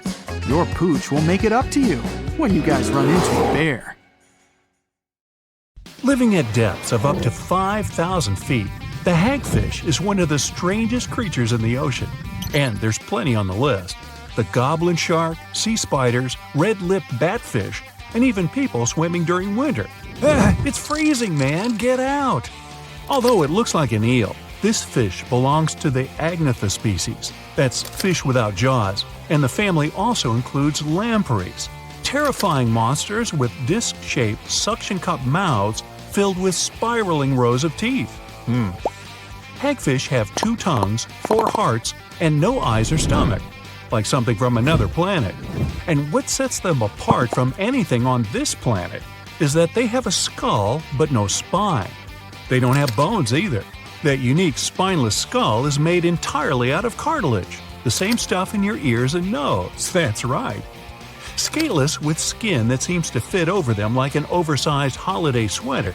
It'd be a mistake to think this frail little creature would be an easy dinner. They've evolved to escape from other fish like Houdinis of the deep. And the trick is slime. Lots of it. When something tries to gobble them up or gets just too close for comfort, hagfish release a protein from the holes lining their sides. When this stuff meets the surrounding water, it balloons dramatically, as in 10,000 times. The more water touches it, the bigger this goo ball gets. A teaspoon of hagfish slime can turn into a bucketful in a second. It instantly clogs the gills of any fish trying to chomp down on our slimy friend, even sharks. But hagfish have gills too. So why doesn't the slime block their own? Easy peasy. This hagfish will simply tie itself into a knot and scrape the slime off its body. Doesn't mean their slime comes without inconveniences. Sometimes it gets in the hagfish's tiny nose. To get rid of it, they make themselves sneeze, sort of. Gesundheit. This fish's homemade goo is made of flexible strands that are surprisingly strong, as in stronger than nylon. Imagine falling into a pool of the stuff. You'd struggle to move your arms and legs to swim. It might feel like rubber bands tying you up. But you'd be perfectly safe as long as the stuff doesn't get in your nose or throat. In that case, you'd be as unfortunate as those gilled creatures trying to bite into the slimy fish. And hey, our own species is eyeballing it for loads of potential uses, from parachutes to cars and even clothing. Forget about diving in a pool of this goo. You could be wearing a slime suit in the future. But when it comes to landish creatures, the platypus is just as weird. This mammal has a duck bill, a beaver tail, webbed feet, and lays eggs. Like a lot of fish, the platypus and its relative, the echidna, have no stomach, but they don't need one. They store their food in their cheeks until they surface. Once they've eaten, the food goes straight to their gut. Just when the platypus couldn't get any stranger, they also sweat milk for their platypups. When winter has put bears, bats, snakes, and even myself into hibernation, there's one animal that does things a little differently. During the cold season, the wood frog lets itself freeze, sometimes for up to 7 months. Like a brown popsicle, they fill their body with a syrupy, au-naturel antifreeze to stop crystals from forming. And when the right time comes, they can just thaw themselves out, even multiple times a season. These frogs will find a nice covered area in the forest and wait until spring comes. Once they're thawed, they'll hop away like nothing happened at all. When your name's the boxer crab, you have to live up to it. Ding ding! Round 1! This little crab is super smart. It has sea anemones living in its claws, and these DIY boxing gloves pack a punch. Carrying around these little tentacled sea creatures helps this tiny crab defend itself against fish and anything bigger than it. When feeling disturbed, the crab starts swinging and its gloves start stinging. The tentacles of sea anemones are covered in stinging cells that help the animal capture its lunch. Yup, that's no plant, it's a hungry beast. It's a win-win relationship. For helping the crab protect itself, the gloves get a fun ride around the ocean floor and free meals. Its other names don't sound as tough, but I assure you, the pom-pom or cheerleader crab looks cute but shouldn't be messed with. If you're afraid of spider webs, this is one to avoid. Darwin's bark spider is an orb weaver type that creates a jaw-droppingly large web for a penny-sized spidey. The silk in its web is 10 times stronger than Kevlar and double the strength of any other spiders on the planet. And the webs themselves can be as big as a king-size bed. Not that you'd want to sleep in one. Their web bridges are even more impressive. They can be over 80 feet long. The spiders build them across rivers to catch bugs flying over the water, or you rafting down the rapids. Watch out! And here I thought I spent too much time on the web.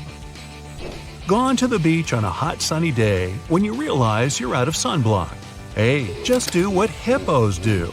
When they sweat, they create their own sunscreen. Living in the water for most of its life, a hippo's skin must stay wet to keep hydrated. When they do have to venture out of the water, something strange happens. The red or pink color we sometimes see on hippos are little beads of fluid that absorb the sun's UV and protect the skin from burning. They're also highly acidic to help stop bacteria growing on the skin. Hippos might look big and clumsy, but they could easily outrun and outswim the best Olympic athletes out there. Must be why the ancient Greeks called them hippopotamus, the river horse. Now, when you're a plant, it's hard to defend yourself, but not for the acacia tree. It has built-in bodyguards, ants. When a few of the leaves are getting nibbled on, the vibrations alert the ant brigade to head out and stop the trespasser. Living in the hollow thorns of the branches, the acacia ants come out and shock the hungry animal with their wasp-like stinger. The tree is so grateful to the ants that it feeds them yummy nectar. Not only do the ants stop animals from grazing too much, they also help improve the tree's health by reducing the bacteria that would be on the leaves. Now, never heard of a sea squirt? I don't recommend getting too close unless you want water in your face. The sea squirt may look like an underwater plant, but it's an animal more closely related to us than a cockroach. These squishy little creatures are in an umbrella category with vertebrates, like you, me, and anyone or anything else with a fancy backbone. That big happy family is called the chordates. Starting as little tadpole-like larvae, sea squirts wiggle around in the ocean for a short time until they find a nice bit of water to call their own. Since they're unable to feed themselves, drastic measures must be taken, and I mean drastic. Like oysters, barnacles, and mussels, the sea squirt has a glue-like substance that cements it to the first place it lands. Once they've picked their forever home, they need to start eating. The first thing to go is their own tail. Then they absorb their gills and even their brain. No longer need the ability to navigate the ocean, it's become unnecessary. They're not heartless, though. The sea squirt's ticker is very similar to a human's. It even looks a little like ours. Now, here's one you won't forget. Lobsters, crayfish, and crabs have teeth in their stomachs. After they gulp something down, the food in their stomach gets ground up by large teeth. This is called gastric milling, and it helps the crustaceans digest it easier. One species of crab had to take it a step further, of course. The ghost crab uses these teeth not only for eating, but also to growl. By grinding their tummy teeth when scared or struggling with another crab, they're warning to get away. Well, when you don't have vocal cords, stomach growling will have to do. They're also the fastest type of crab on the planet. They can move 100 body lengths per second. That'd be like you running 1.5 football fields in the blink of an eye. Whoa, look at that! Currently, there are approximately 20 billion animals inhabiting our world. If everything were ideal, we would have 5 billion more animals on Earth. But many species have gone extinct, and around 44,000 species are currently in danger. The largest, most recent mass extinction event in history occurred during the dinosaur era, leading to the eradication of 75% of species on Earth. The Tulachi wallaby is a long-lost relative of today's kangaroo, but they had a hidden superpower, night vision. That's why they were mostly active at night. They were 3 feet tall and fed on grass, fruit leaves, and other plants. Wallabies lived in grassy areas near swamps and other water bodies, but not for long. By the 19th century, their numbers had gone down, bringing them to the edge of extinction. Only 14 wallabies had been left in the wild by 1920. A rescue mission was launched. They tried to capture the last 14 animals to protect them. But the situation got out of control and 10 wallabies lost their lives. The 4 remaining ones were transferred to a special facility, and in 1935, the last animal passed away. Only one picture of the Tulachi wallaby is left now. There were reports of the animal's sightings after that, but no proof was shown, and the creature was officially declared extinct in the 70s. Short-faced bears were a unique species that lived in North America, particularly Alaska. It was a massive bear, weighing around 1,500 pounds. When standing on its hind legs, it was around 12 feet tall, a whole foot taller than today's biggest beast in this family, the polar bear. This animal was different from today's bears because almost all of them are omnivores, except for polar bears. But this monster was solely carnivorous. which was the reason for their extinction. During the end of the Ice Age, many herbivores were gone, and those bears did not have enough food to survive. They were the Usain Bolt of the bear world, the fastest Bruins to have ever lived, reaching a top speed of 40 miles per hour, which is 5 miles faster than grizzlies. There are around 400 million pigeons in the world now. Some time ago, in America, a species of birds called passenger pigeons were abundant throughout the country, especially in the eastern forests. There were more than 1 billion of them, but they went from 1 billion to 0 in a few years. They had small heads and necks, but long tails and wings and strong breast muscles that allowed them to fly super long distances. The last passenger pigeon passed away in captivity in 1914. It was named Martha. With that, the ecosystem in the U.S. has never seen this bird again. Now, elks are enormous animals, but they look tiny when you compare them to long-gone Irish elks. That elk was around 7 feet tall at the shoulder with a humongous antler of 12 feet. Today, elk are only 4.5 feet tall at the shoulder and have around 4-foot-long antlers. Despite its name, this elk was found all over the world, from Asia to Europe. It got its name because, in Ireland near Dublin, researchers found a perfectly preserved specimen.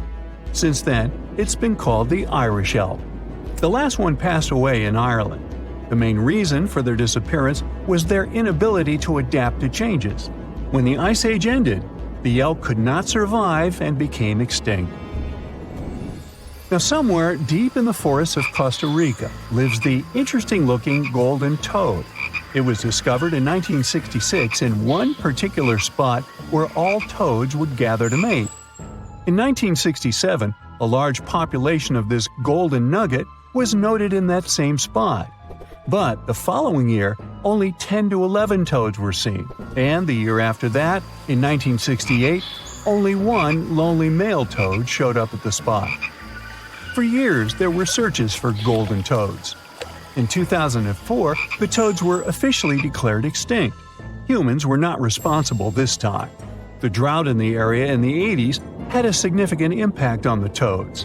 Still, the last straw was the arrival of a new fungal species that caused the animal's skin to thicken, eventually leading to the toad passing away. This chytrid fungus is responsible for the extinction of more than 90 frog and amphibian species, becoming one of the biggest threats to their lives. Now, Canada is a very cold country, no surprise there, and nobody would expect tropical birds like parrots to live there. However, there was a parrot species that lived in America and some parts of Canada. I'm talking about the Carolina parakeet. Those were truly beautiful birds with orange-yellowish heads and green bodies.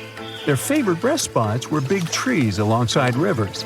This parrot's favorite food was cocklebur seeds, which are poisonous to us, but the bird had no problem eating them.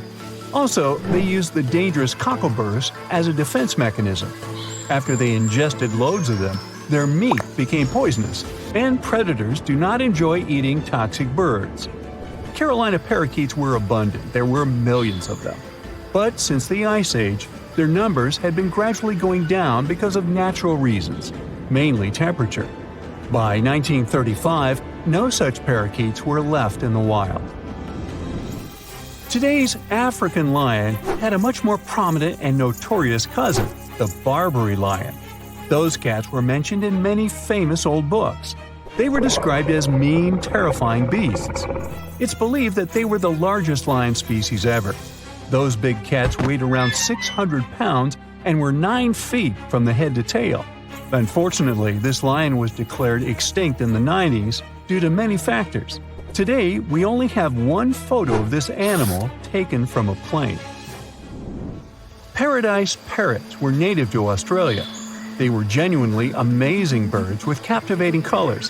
What was unique about them was their nesting habits. They only nested in termite mounds.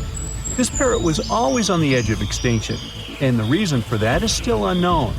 Mice, rats, and other animals also hunted them, and it added fuel to the fire. The last bird was spotted in the year 1972. Since then, paradise parrots have only been seen in museums. The Gulf of Mexico was once home to Caribbean monk seals. This species of seals enjoyed spending time in the warm subtropical climate of the Caribbean. Most of the time, they were found near reefs and islands, foraging for food. Like most of us, they also loved sandy beaches and were usually seen in groups of 100 seals, resting before the next adventure. In the year 1886, monk seals were declared extinct. You can still see this animal in 2 museums. Both are located in the UK. As we all know, zebras have black and white stripes. But once, a zebra species had only half the body covered with brown and white stripes. The rest was just brown, and the belly was white. It was called the quagga. They lived in the southern part of Africa in grass fields and wet pastures, like today's zebras, and ate grass and other plants. The last quagga perished in 1888, but not all hope is lost. Today, extensive research is being done to bring this animal back into the wild. Australia is home to many outlandish animals, but the craziest ones are probably gastric brooding frogs. This species is not like your ordinary frog that lays eggs. They hatch their young inside their stomach and give birth by vomiting around 25 fully formed young frogs.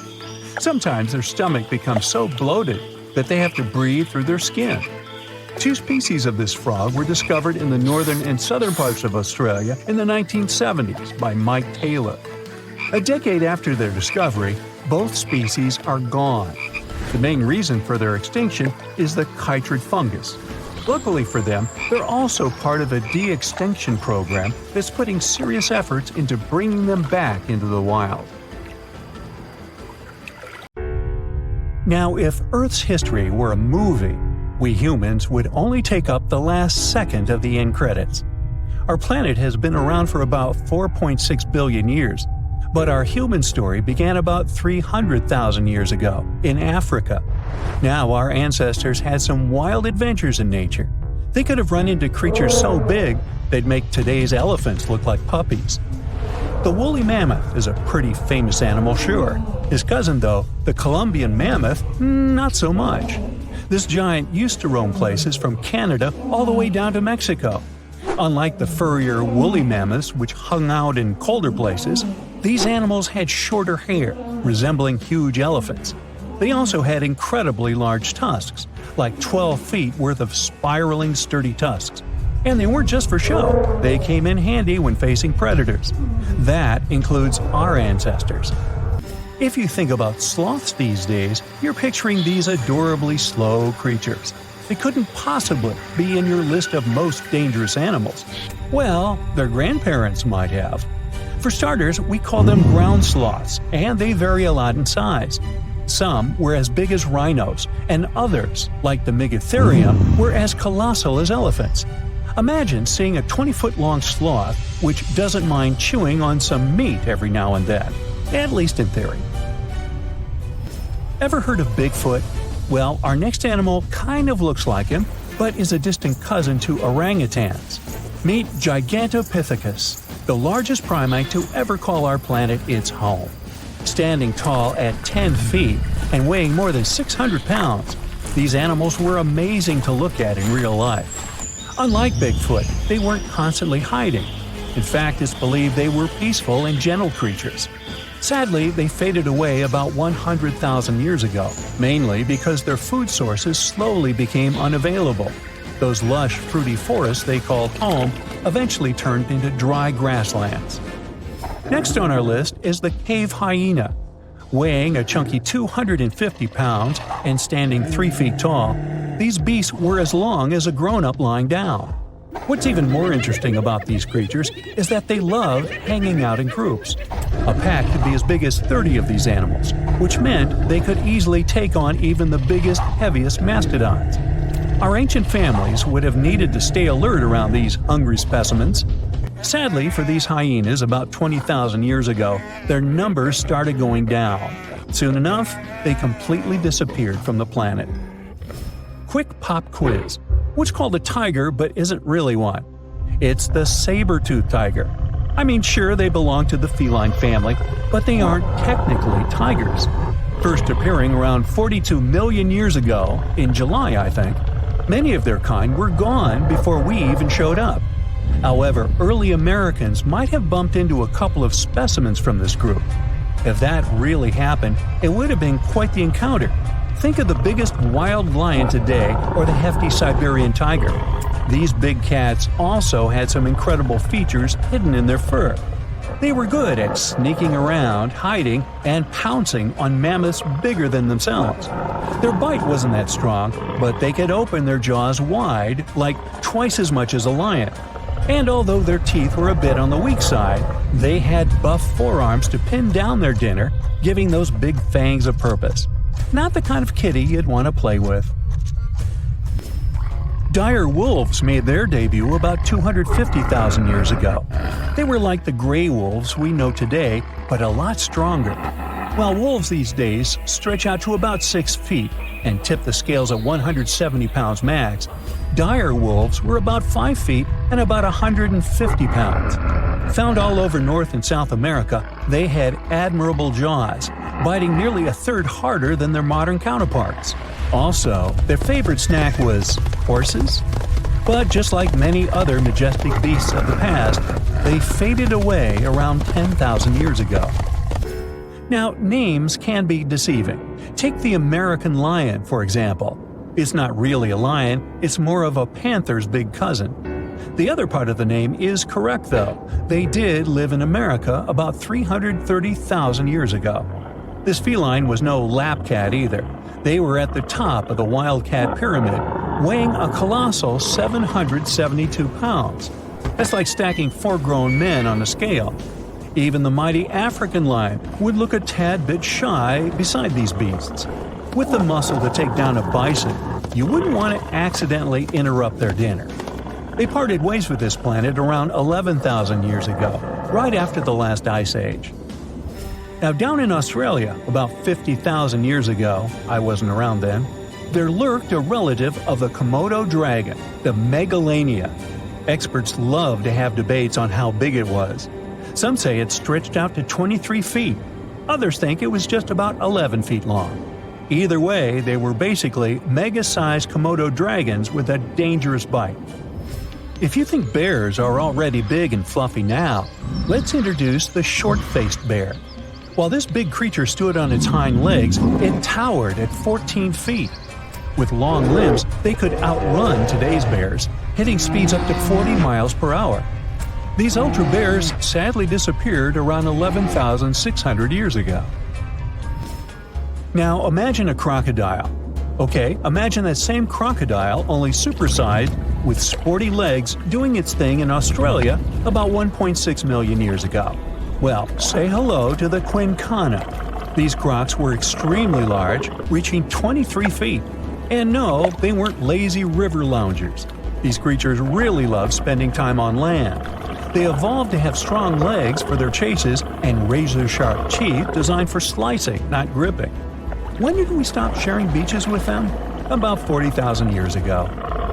The name elephant bird might not sound familiar, but try to picture a bird that stood tall as high as a basketball hoop at 10 feet and weighed as much as a small car, 1,500 pounds.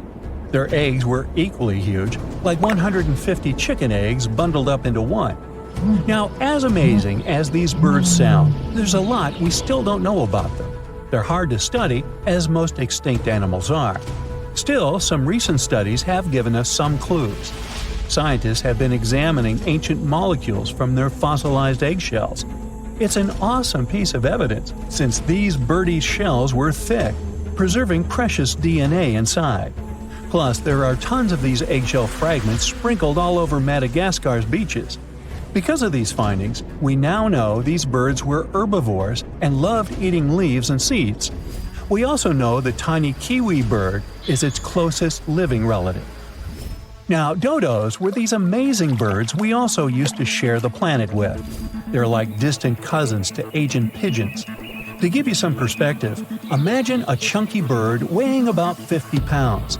Similar to chickens, turkeys, and ostriches, dodos were also the types of birds that couldn't fly. Their wings were small, and they had the muscle strength of, well, a wet noodle. Now, you might have heard the word dodo used as a name for creatures that aren't that bright. Don't get confused, though, by this name. These birds were in fact intelligent. Scientists were able to figure that out by studying their fossils. It turns out that they were good at smelling stuff, unlike most birds that are all about the visuals. These creatures aren't around for us to study anymore, but that might change. One evolutionary biologist is on a mission to fully understand these amazing ancient birds. On that note, she revealed that the dodo's DNA has been completely sequenced. There are even talks about potentially bringing dodos back to life. They would make a nice addition to the lovely beaches of Mauritius, the place they used to call home many, many years ago.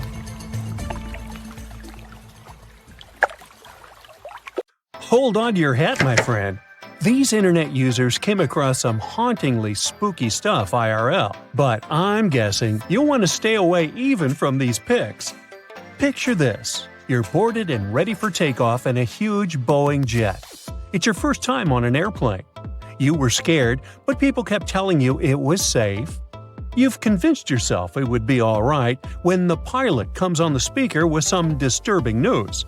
Good morning, folks. Our flight has been canceled for safety reasons. It appears that a cloud of bees is hovering close to one of our wings, and we'll have to remove them before takeoff. I have to say, this is a first. I have to say, I'd like to get off, please. Now let's say you always take the long way to work. It's one of your favorite bits of the day because you can enjoy a peaceful walk surrounded by beautiful scenery. You're passing across a muddy pond area, like you normally do, when something strange catches your attention. What on earth could that be, you ask yourself? Apparently, it's a colony of reddish worms, just casually existing. I think my stomach just turned a little. Have you ever backpacked anywhere around the world? If you have, then you were probably worried about one thing and one thing only – bed bugs. Getting into a new hostel, the typical routine is to check your mattresses. The worst thing is to sleep in a bed filled with these little creatures and then have to wash all your clothing the next morning just so you won't pass this around to other establishments. If you ask me, this appears like a bed bug and sci-fi beetle had a fight in this person's bed and this is what was left. Well, jokes aside, it reminds me of the remains of some bug. Which bug? I have no idea. I'd tell this woman and all hostel owners to use some kind of mattress protector, just so that backpackers all over the world can stop sweating so much over these tiny creatures. Now, you've just won an all-inclusive trip to Hawaii. Ah, the white sandy beaches and the amazing sunsets. You're happy to leave your fancy hotel and take long walks on the beach. But wait, what's that? It appears like a lobster shed its tail and the remains came floating all the way to the sand. But according to experts, that's not a lobster. They wouldn't shed just their tail. That appears to be some kind of isopod. Isopods are crustaceans that look somewhere between shrimps and lobsters. That's why you thought it was a lobster, huh? They also look like giant roly-polies. Do you know what these are? Someone had a roly-poly infestation in their house, and it does not look like something you want to have to deal with. Imagine spending your days hunting these tiny creatures all over your furniture. No thanks. Now, when I was a kid, I loved playing pranks on people. But I would be the first one to be completely spooked when someone played a prank on me. I'm guessing the person who ran into this thing on their office wall wasn't too pleasant. But hey, maybe it's karma, right? What goes around comes straight back around. Imagine it's a sunny Sunday morning and you went on a hike with your best friends. You hiked up a pretty steep mountain covered in knee-high vegetation. You know what that means, right? Bugs. The great thing about bugs is that they never cease to amaze you. There are endless varieties of extremely rare and never-before-seen bizarre bugs. The first one you met was this thing right here. It fell off your dog's back. It resembles a jackfruit seed mated with a spider, and this is what came out of that union. Hopefully, it's just a bizarre insect and not threatening in any way. Your sock also picked up a few buddies along the way. Look at the number of ticks your sock protected you from. The next time you go on a hike like this one, You should take some kind of bug repellent with you, but a strong and effective one. You know, like an ultrasonic repellent that disorients ticks, so they'll never find the way to your juicy socks. And speaking of bugs, quick test here to find out if you're the type of person that loves or loathes the great outdoors. Imagine it's early in the morning and you just woke up in a remote house found deep inside a forest. You step outside, and the first thing you see on the porch is a snake casually passing by.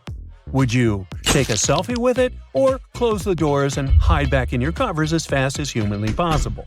Or maybe you just woke up, opened the door to the outside world, and got to be the sole witness of a bug molting. Would you shed a happy tear or be disgusted by it? I mean, look at it. It seems like a baby Pokemon. So cute. Ah, it's summertime. My favorite time of the year. You can enjoy the pool until late in the evening and meet your friends and family for a Sunday outdoor picnic. But there's one thing that really annoys me: bees. Eating outdoors usually means having to share some of your juice or yummy food with a bunch of bees. If only some genius person invented something that kept bees away from our food, like some ultrasonic frequency we could blast on our speakers, or some kind of decoy nest that was more interesting to the bees than my picnic food. Oh, or maybe this. I guess this will do. Simple but effective. I'll try it out and tell you if it worked out for me. The best thing after a hard day's work is coming home. Except when you're welcomed by this thing. I mean, how did this spider even get here if you live in a city apartment miles away from any real greenery? That's a mystery I'll never solve. You take your 5-year-old to play in the local park. She's in a digging phase, so as soon as she gets there, she starts digging up the whole place like a Jack Russell Terrier. You watch her have buckets of fun when suddenly you spot a shiny blue thing crawling out of the hole. What on earth? You think to yourself. You grab it with a stick and it reveals itself. A centipede. You know, the things that burn you with their venomous legs. Best to put it back in the hole and move to another park. If you could choose any movie or TV series to live inside of, which one would you choose? Most likely some cozy rom-com, right? I'm guessing no one, or almost no one here, would choose to live life as a Last of Us character, right? But it seems to me like this person had a Joel moment, if you ask me. This thing crawling out of the forest floor is a fungus that imitates a human hand. I mean, does life imitate art, or is it really just one giant messy blob? Remember when we talked about backpackers?